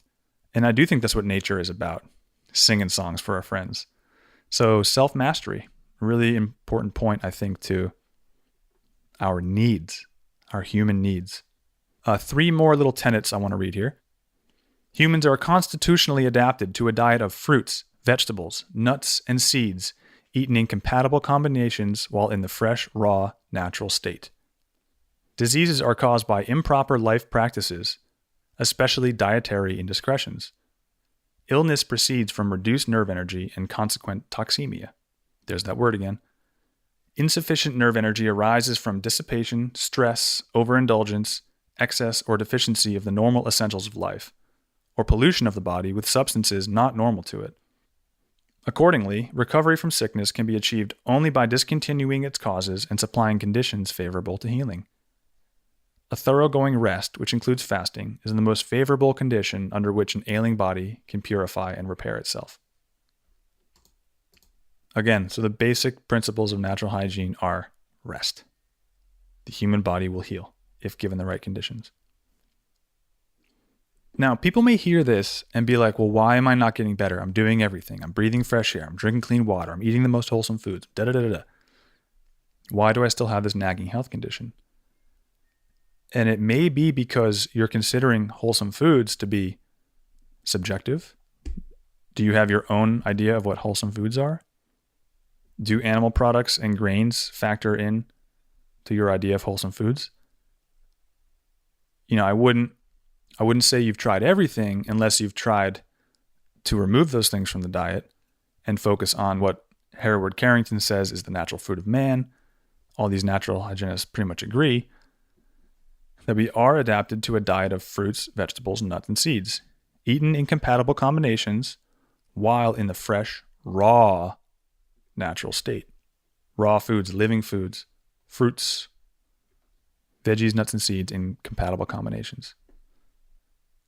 Beautiful. All right, a couple more things from T.C. Fry just because he puts it so well. Life science alone is in harmony with nature, in accord with the principles of vital organic existence, correct in science, sound in philosophy and ethics, in agreement with common sense, and successful in practice and a blessing to humankind. It regards as mistaken and productive of much grief the idea that diseases can be prevented or overcome by agencies abnormal to our natural being. Consequently, life science emphatically rejects all drugs, medications, vaccinations, and treatments because they undermine health by interfering with or destroying vital body processes and tissues. Therefore, life science regards the body and mind as the inviolable sanctuary of an individual's being. The body and mind as the inviolable sanctuary of an individual's being. I love that. Life science holds that everyone has an inalienable right to have a pure and uncontaminated body, to be free of abnormal compulsions and restraints, and to be free to meet his or her needs as a responsible member of society. Wow. Health is our birthright, huh? Now, some people are really attached to their diagnosis. Some people are really attached to the drugs they got to take. Trust me, I understand a lot of drugs you can't just stop taking because it's going to mess with your chemistry. So I'm not telling everyone to just drop the drugs or that we need to get off them, or I'm just kind of explaining what these natural hygienists' view is, that whatever that drug might be doing for you, there was and still is a better and more natural way to achieve whatever state you're going after. And that generally we don't have to do much other than provide the right conditions. Get our rest, get our sleep, right? Let our nervous system recharge. Eat wholesome foods that are raw, fresh fruits and vegetables, nuts and seeds, in proper combinations, remember. Get the fresh air, drink the fresh water. Stop worrying and fearing so much. And this is why I think, going back to Mary Baker Eddy with Christian Science, her idea of faith really comes into play here. If you are certain that God will heal you, then you're much better off. And for those who need more science to back this up, look into Joe Dispenza's work. I think I call Mary Baker Eddy the Joe Dispenza of the 1870s. Because what Joe Dispenza teaches is that the placebo is a huge, huge force in the world. That belief and the mind have so much sway over our chemistry, our constitution. It's pretty incredible. You can will yourself and feel yourself back to health. I say feel because one of Dispenza's big things is if you imagine and then try to embody the emotion that you're going to feel once you are healed, it starts the gears turning toward the healing. And not a second until, meaning you can visualize all you want in your mind what your life's going to look like once you're not suffering. But if you don't have the emotion behind it, nothing's going to change. That the healing comes in direct proportion to the amount that we can actually feel the emotion connected with the healing. And so if that's a faith in God and a faith in your body and a faith in the natural world, that actually may very well help you out on this road. Cool. Highly recommend checking out T.C. Fry. Now we're sort of into the modern teachers. I mentioned Harvey Diamond and Marilyn Diamond. They wrote Fit for Life and all the sequels and like all their books.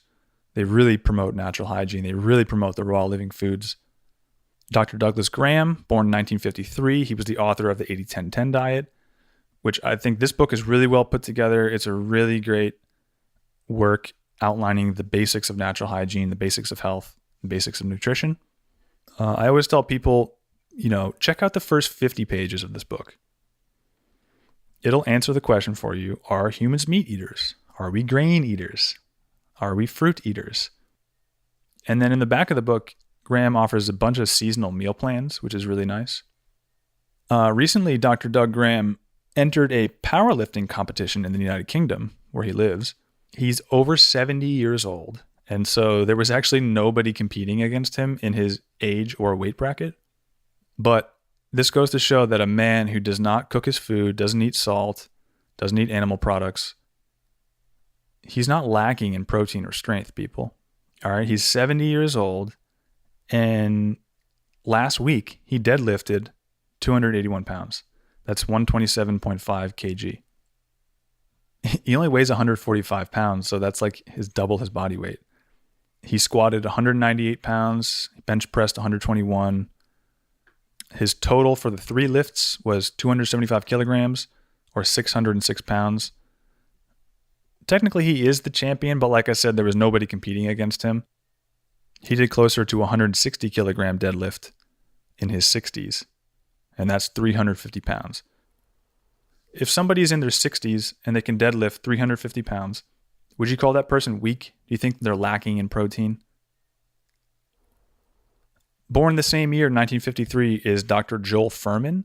And while I don't think he considers himself a natural hygienist, I'm going to give him a shout out. He's more of a nutritarian, nutritional scientist. His focus is on whole food, plant-based diet. And he's maybe most famous for introducing the G-bombs, which is like a salad that contains greens, beans, onions, mushrooms, berries, and seeds. Fuhrman was the author of many books on health through diet, such as Eat to Live, Eat for Health, Eat for Life. These all came out in the last 20 years or so. Another one I really enjoyed was Fasting and Eating for Health. Again, he's more of a scientist, and he has a lot of studies. So if you like that kind of writing, I'd recommend checking out Dr. Joel Fuhrman. He's also contributed to many, many modern medical journals. He has a lot of published articles, which you can find on his website. Also born in the 50s was Don Bennett. Don Bennett is active today. You can see and hear him at a lot of the fruit festivals around the world. He's really into nature-based eating, raw vegan diet done the right way. He has a lot of articles on his website, health101.org. And he's got a few books that he authored as well. Don Bennett definitely deserves a shout out in this list of natural hygiene practitioners who really elevate this teaching and this art and who live the lifestyle. So thank you, Don Bennett. Don's really into those electric cars and Teslas. He has a couple other strange ideas, but for the most part, I really, really enjoy his teaching. I want to give a shout out to Nora Lenz. She's active today. She is the author of the book and the practice called rotational monofeeding for dogs and cats. The book used to be called Dog Nutrition 101. She runs the website nomorevetbills.com. She was on the show a few years ago. I think it was episode 4 of Radical Health. And her approach is very much based in natural hygiene, that the body of humans and dogs and cats, any animal, any biological organism, will heal when given the proper conditions and when the cause of disease is removed. So in dogs, what's the cause of disease for the most part? Dry, dead, factory-produced kibble, injectable drugs. This compulsory vaccine schedule is highly questionable. So when those are removed, guess what? These dogs return to perfect health. Being crippled and walking in circles. When these dogs are put on their natural diet of meat and fruits, because dogs are not strict carnivores like cats are. And this is where her rotational method comes in, is you rotate. Every day you switch up the meal plan. One day it might be ground meat and bones for the dog. Again, always raw and always containing the bones. The next day might be a fast day. So Nora does promote fasting for some dogs, not every single one. It depends on their unique case and size and everything. But dogs don't need to eat every day, just like humans don't need to eat every day. And then the third day in the rotational schedule might be fruit. Dogs love bananas. Dogs love watermelon. Dogs love grapes too. You can feed dogs grapes. I know it's a common thing. People say, oh, they're allergic to grapes. No. They're not. Especially if you blend the grapes. Dogs can't chew like we can. So you don't want to give them fruits that need to be chewed really well, like orange slices and grapes. You have to crunch those things and really grind them up to get all the nutrients out of the cell walls. So if you blend up the oranges or the grapes, or you chop them up real good, grind them up, your dogs can and will eat them with no ill health effects. So check out Nora Lenz if you want to know more about natural hygiene for animals and your pets. I'm going to give a few more shout outs to the folks living today, working today, really promoting these sciences. Shout out to Ronnie Smith. He runs the United Kingdom Fruit Fest and the Love Fruit podcast. He really approaches natural hygiene through the dietary angle, returning to fruits, dropping the supplements, dropping the cookery, and aligning with nature. You got Eli Marger, aka Freemelon Eli. He was on my show last week. He's a professional stuntman for film productions. He eats close to 100% fruit, about 2 meals a day. Super high performing athlete, really strong. And he's been doing this raw, almost all fruit diet for 8 or 9 years now. And guess what? He's running laps around his coworkers, y'all. They're all looking at him going, how did he not eat anything 6 hours into the shift when they're all guzzling bread and coffee to stay awake? My friend Lauren Whiteman, she was on the show on Radical Health, episode 1. She coined the term terrain model and runs the Facebook group Terrain Model Refutes Germ Theory. She's a rescuer and rehabilitator of dogs and runs her website, therawkey.com. You know, she learned a lot from Nora Lenz, the dog nutrition lady, and adapted that a little bit to be closer to what she believes is the proper approach. So if you go to therawkey.com, you can find all sorts of information on natural hygiene for humans as well as pets. Shout out to my friend Alexandra Kenney. She was also on my show on the episode Finding the Hygienic Human Diet. Her story is really fascinating too. And she's one person who helped me in the beginning of my journey really understand all this stuff and how to eat, how to return to salads and fruits, smoothies, and humans' natural foods. So shout out to her. Thank you, Alexandra. There's a bunch of other teachers adjacent to natural hygiene. Like you got your Dr. Sebi, you got your Robert Morse, you got your medical medium, you got John Rose, and they all offer their individual take. But there's something that underlies all of their teachings, and that is the principles of natural hygiene. That's the principles of the universe, right? Dr. Sebi promotes alkaline diet. Why? Because the diet that seems to hurt us is acid forming.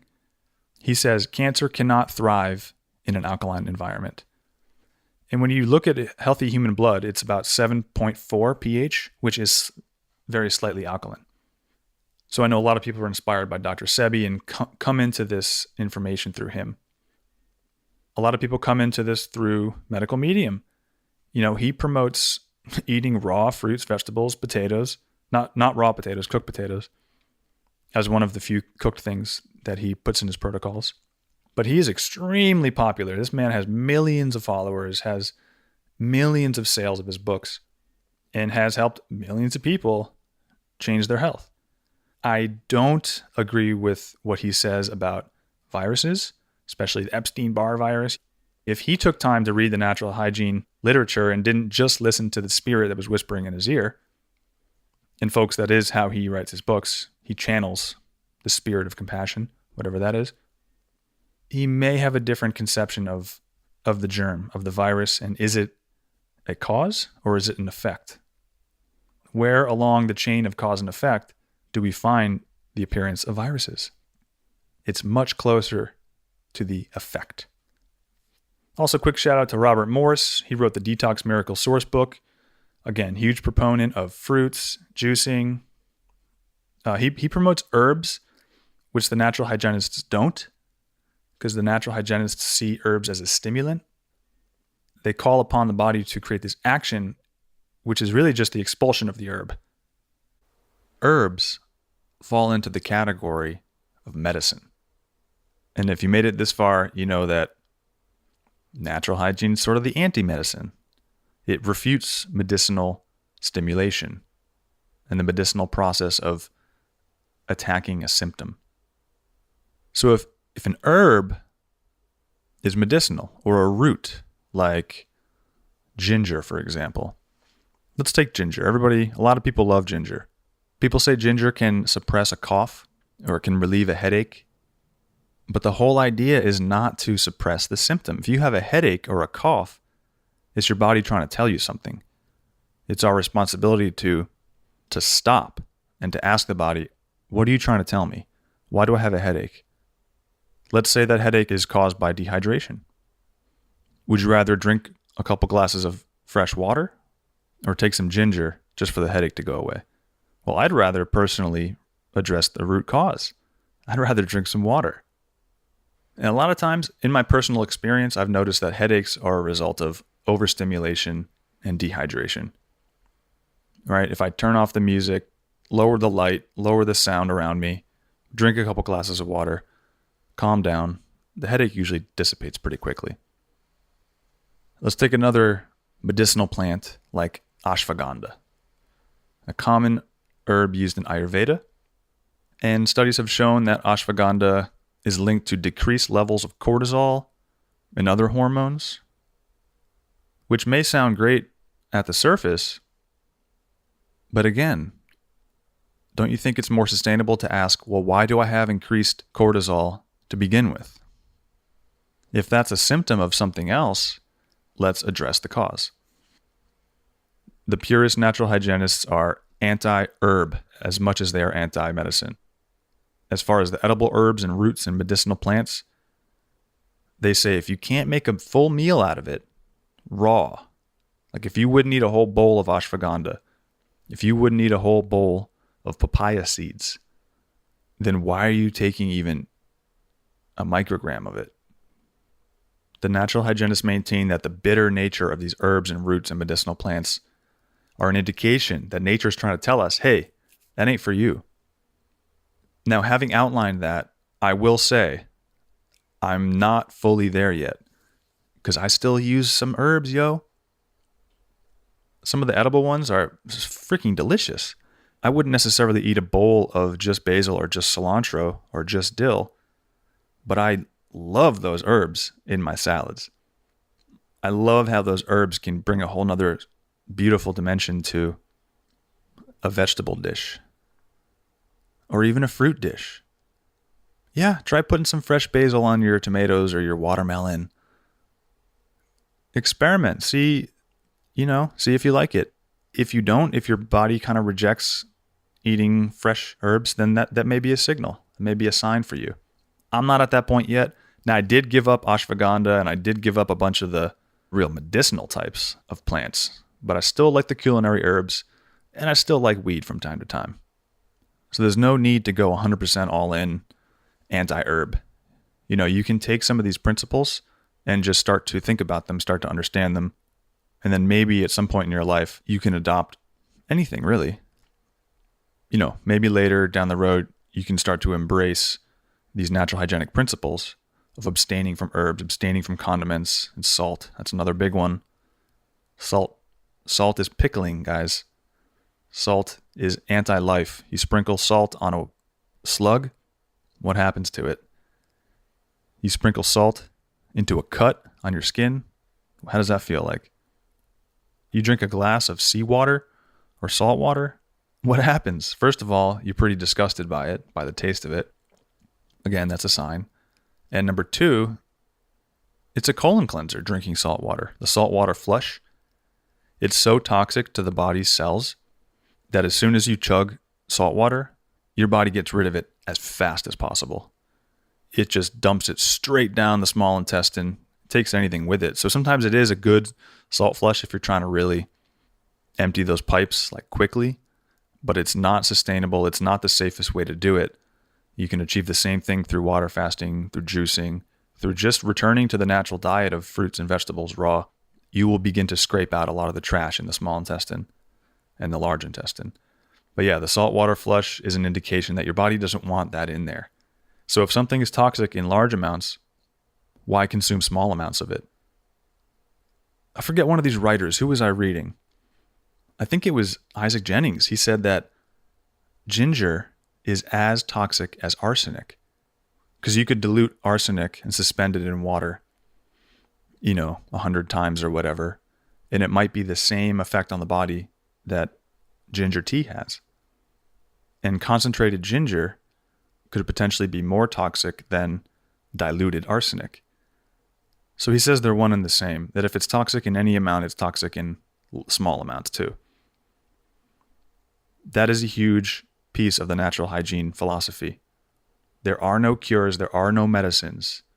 Anything that reduces a symptom is working against the body, because the symptom is the body's natural function to clean. The symptom is the cleaning process.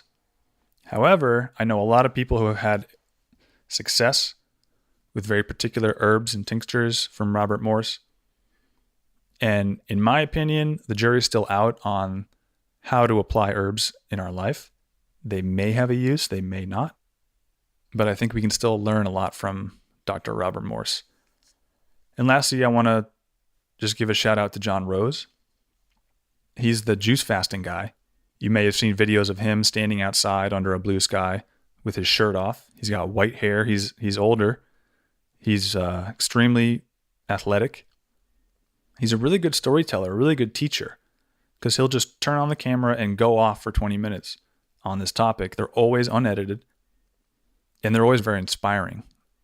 You know, he's got over 100,000 YouTube followers because his message is the real deal. Get rid of the serpent that's stuck in your guts. Remove the obstruction in the body. How do you do that? Well, you can do it through water fasting, but he sees the juice cleanse as a superior approach. Why? Because, well, the juice provides you with nutrition and nourishment as you're removing solid food. That enables the body to heal, take care of the excess backed up waste, and still give you energy, carbs, amino acids, biophotons to lead an active life as you're cleansing. So with a water fast, you're pretty much down and out.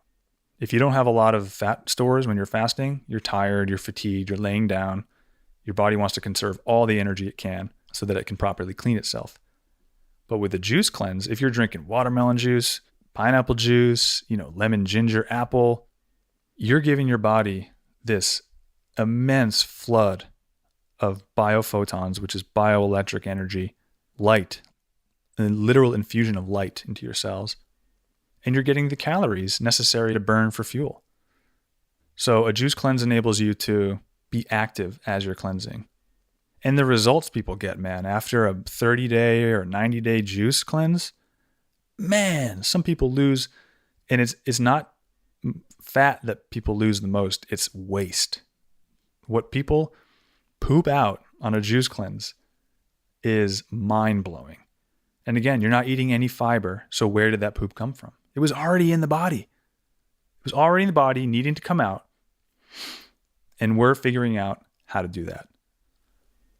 Okay, so that was, wow. We just went through a lot of the teachers of natural hygiene, some of their basic tenets, their basic understandings, their basic approaches.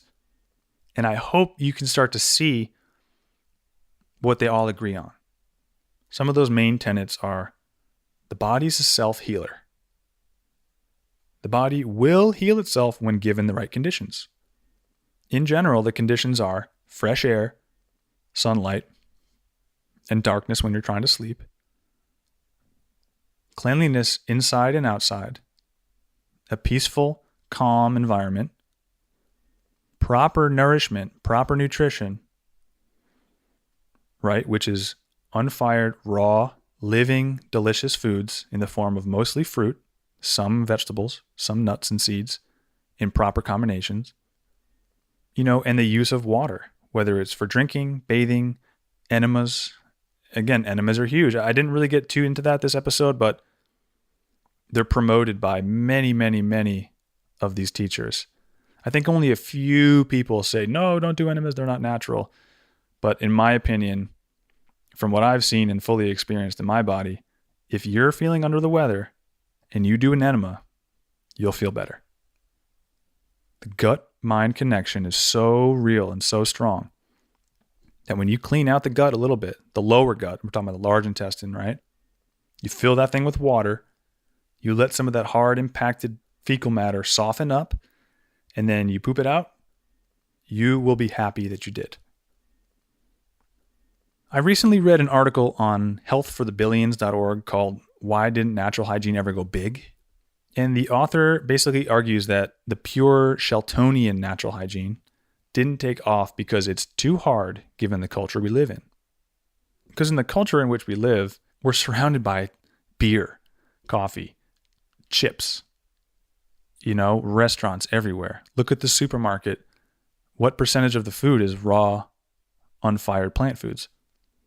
A very small percentage, right? We love to stimulate. We love to drink our coffee every day with the sugar and the cream just to give us energy enough to go to work, right? Just to slog through and make that money to feed our family.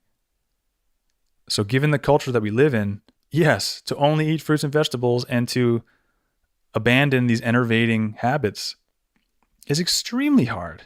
It's simple, but it's challenging, right? Because especially when you got to undo these 30 plus years of conditioning, in my case, right? I found this information in my 30s, my mid 30s, but I'm so glad I did. It's so hard to undo all that conditioning from culture, but it's worth it, y'all. I will tell you, it's worth it. There's got to be a way to take the principles of natural hygiene and let them lead our food choices while relaxing the dogma a little bit, and working alongside other crucial health modalities and methodologies to support a basic approach to living and the art of healing. Like we mentioned, food isn't the only part of the equation. Some people can get diet obsessed, but there's so much that we need to address alongside that. Interpersonal relationships, purpose, our work, even our consciousness and the programming we run off of. What are the stories I tell myself? How do I feel about myself? What are the thoughts I have about myself? Are you your own worst critic? Is there a judgmental narrative going on in your mind about yourself? These are things that need to be addressed in order to achieve natural health. It's not just about food. I want to give one last special shout out to my friend on Instagram. He goes by Raw Revolutionary.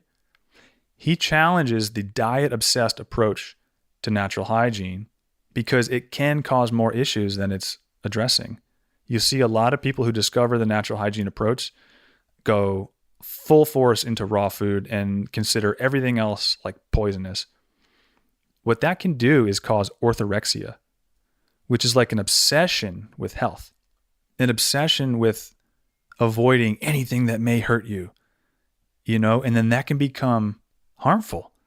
If you're constantly in your mind about that's poison, and you're afraid of everything, right? And then let's say you do give in and you just want to satisfy a craving. You just have a craving for pizza and you go out and buy one. You eat the whole thing, right? Because you didn't feel strong enough. What kind of mindset do you think you need to go into enjoying that pizza and not letting it hurt you as much as it could? You probably want to have the mindset of acceptance, self-love, forgiveness, right? And getting back on the horse tomorrow. But instead, what you find a lot of the time with people new to this information is an obsession with health so bad that if they eat the pizza in a state of weakness, they're going to feel guilt, shame, fear, worry.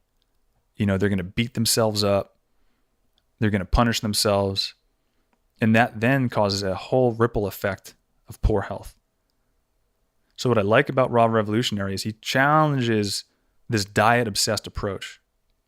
I think he still recognizes the basic fundamental ideas like remove the obstruction, harmonize the nervous system, choose the whole nutritious foods. But there's a way to slowly move toward that and be gentle and forgive yourself and just accept yourself and love yourself and also have fun, right? Natural hygiene isn't about giving up fun for the rest of your life. No, life is about having fun, right? We can have fun while still being mindful of all these teachings. And again, since natural hygiene teaches that the body's a self-healer, well, you can eat some pizza. Your body will take care of it. You'll poop it out. You'll clean out the insides, right? As long as you give your body the proper support. So it's not the end of the world if you eat a pizza. It's not the end of the world if you smoke some weed or slip up on your goals somehow. It's not the end of the world. Don't take this too seriously, especially if you just started. If you just started and you think you need time to transition into this, great. Give yourself all the time you need. Honestly, I think we're going to come into this information and this practice over the course of generations. Meaning we can slowly start to incorporate these ideas, slowly start to appreciate more raw living foods, slowly start to see where the toxic inputs are and just start to leave them behind, start to let go of them, teach our children this, and they might not grasp it right away because of, again, culture, everyone around them, their friends, eating whatever. So I would say just take a slow, gentle approach. If this is really inspiring to you, you can jump all in. Everyone's different. You might be the type of person who can just jump all in and never look back. I am not one of those people.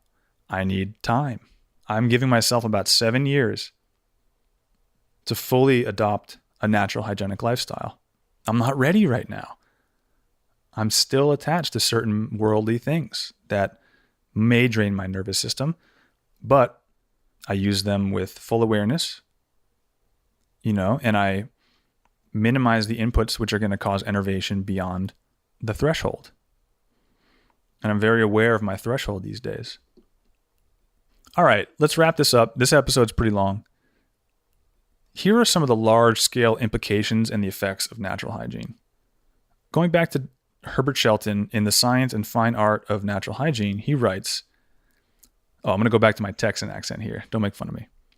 If the principles of the hygienic school are true, they overthrow all the teachings and destroy all of the practices of the medical schools and render useless all of their great libraries of accumulated lore. More than this, their general acceptance will destroy a number of great commercial enterprises that are among the most profitable enterprises of the present era. So what he's saying is that if the principles are true that we all just discussed, they destroy the practices of the medical schools and render them useless. They completely refute medical science. Did you know that in hospitals, about 95% of cases rely on drugs and surgery to fix a symptom? 95%. The other 5% is emergency medicine, where somebody got hit by a car, somebody got bit by a dog, somebody needs stitches, right? Somebody needs their stomach pumped. 5% is emergency. That's the type of medical science that we need, is emergency medical science. I've said this before. If I'm in an accident and my leg gets severed, please take me to the hospital, right? If I have an infection or something that I know I can let God heal, right? Let my own body take care of, I'm not going to go to the hospital. So we could render useless 95% of modern medicine. I'm here for it. We know people are just getting drained of their bank accounts, right? Through their drug prescriptions and these overpriced surgeries. We know people are getting harmed. Again, iatrogenic disease, doctor-caused disease, third leading cause of death. So I'm here for it. We don't need these commercial pharma enterprises. We don't need sorcery in healing. We need return to nature. Going back to the first person I brought up, Dr. Isaac Jennings in the 1800s, he demonstrated that through actual and extensive experiment that all diseases can be treated more successfully without medicines than with them. The same thing was demonstrated by Dr. Alcott, Dr. Trall in the 1800s, 170 years ago, 150 years ago. And the same thing was demonstrated by Dr. Shelton. Same thing is demonstrated by Dr. Graham, Dr. Fuhrman, John Rose, Robert Morse. These people are onto something. So again, it requires responsibility. It requires knowledge by the patient or by the individual, so to speak, about how to proceed with their own unique situation. Because you can't just go blanket prescribing fasting. You can't just go blanket prescribing fruit diet. You can't just go blanket prescribing anything for anybody because everyone's so different. Everyone has a unique combination of deficiency or excess or both in their bodies. And everybody needs a different approach back to health. So it takes a lot of responsibility from the individual to do a lot of reading and sort of like grasp these concepts and then grasp what they think is the best approach for them. Okay, you might be attracted to water fasting, but how long should you do it? What kind of water should you drink? How much water should you drink? Yes, this is why you should go read anything you can on fasting. Listen to the lectures from those who run successful fasting clinics. You know, you want to change your diet and eat more fruit?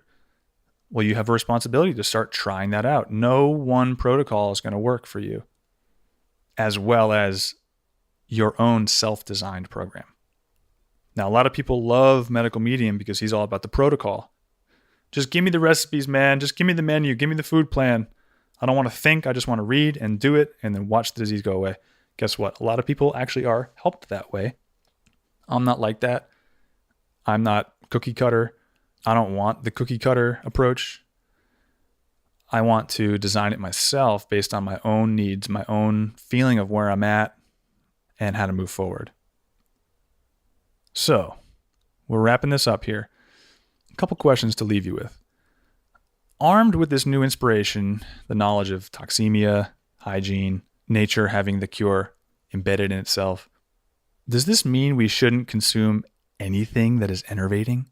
Like, does this mean that coffee or any stimulant or a little slice of cake on a celebration once a year, does that mean that those are going to kill us or really mess us up? No. It does not mean that we should become ascetics in the woods, like giving up all worldly possessions, all worldly fun. You can still live an amazing life in this world, utilizing the principles of natural hygiene. You don't have to give everything up. And when I talk to people about food, for example, and natural food for mankind, which is fruits primarily, people kind of run with that and go, oh, so I can't eat meat then? It's like, well, you can do whatever you want. You have total free will choice in this world. And if you're still culturally attached to meat and you don't think you're going to have an easy time giving it up, you don't have to. You can eat fruit for breakfast and lunch, and then you can have whatever you want later in the day. Or you can have meat a couple times a week. Or you can have bread a couple times a week. You can have coffee when you want. Just know that every stimulant, anything that's not pure air, pure water, and pure food, will in some way draw energy from your nervous system, potentially stop the cleansing and restoration process. And you just have to be accepting of the consequences of that. So again, it all goes back to responsibility. Yeah, you can eat meat, you can drink coffee, you can do whatever you want. You just have to accept the responsibility of the effect of those causes. So where are you now with all this? What do you think about this information? Is it inspiring? Did I even outline the principles of natural hygiene, or did I spend too much time talking about the people? I feel like we got a pretty good understanding of the main ideas of natural hygiene. Hope you enjoyed the show today. As always, it's my pleasure to be your host for the Radical Health Podcast. If you like what you heard today, stay tuned for more episodes. And why don't you go and check out my website, sethbanlin.com.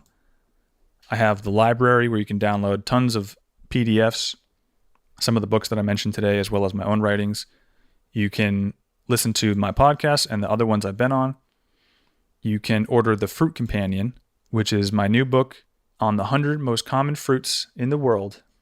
It is the ultimate pocket-sized reference manual for the conscious eater, and it's going to help anyone who wants to incorporate more raw living foods into their diet do it in the best way possible. So, thanks for tuning in. Thank you to the giants on whose shoulders we stand today, the natural hygienists from the 1800s to today, who taught us the same thing that nature will teach us if we just pay attention, that the human body repairs itself automatically. We are self-healing organisms. We are self-sustaining, and that we have the power to supply the proper conditions for proper healing. That disease is not a mystery. It has more to do with accumulated toxin in the blood, lymph, and intestines than anything else. And that it's up to us to remove the cause. Remove the cause and remove the symptoms. Don't be like Western medicine where you're just trying to kill all the flies around the trash can, because they will come back. More flies will return if the trash is not taken out. All right, y'all, we'll leave it right there.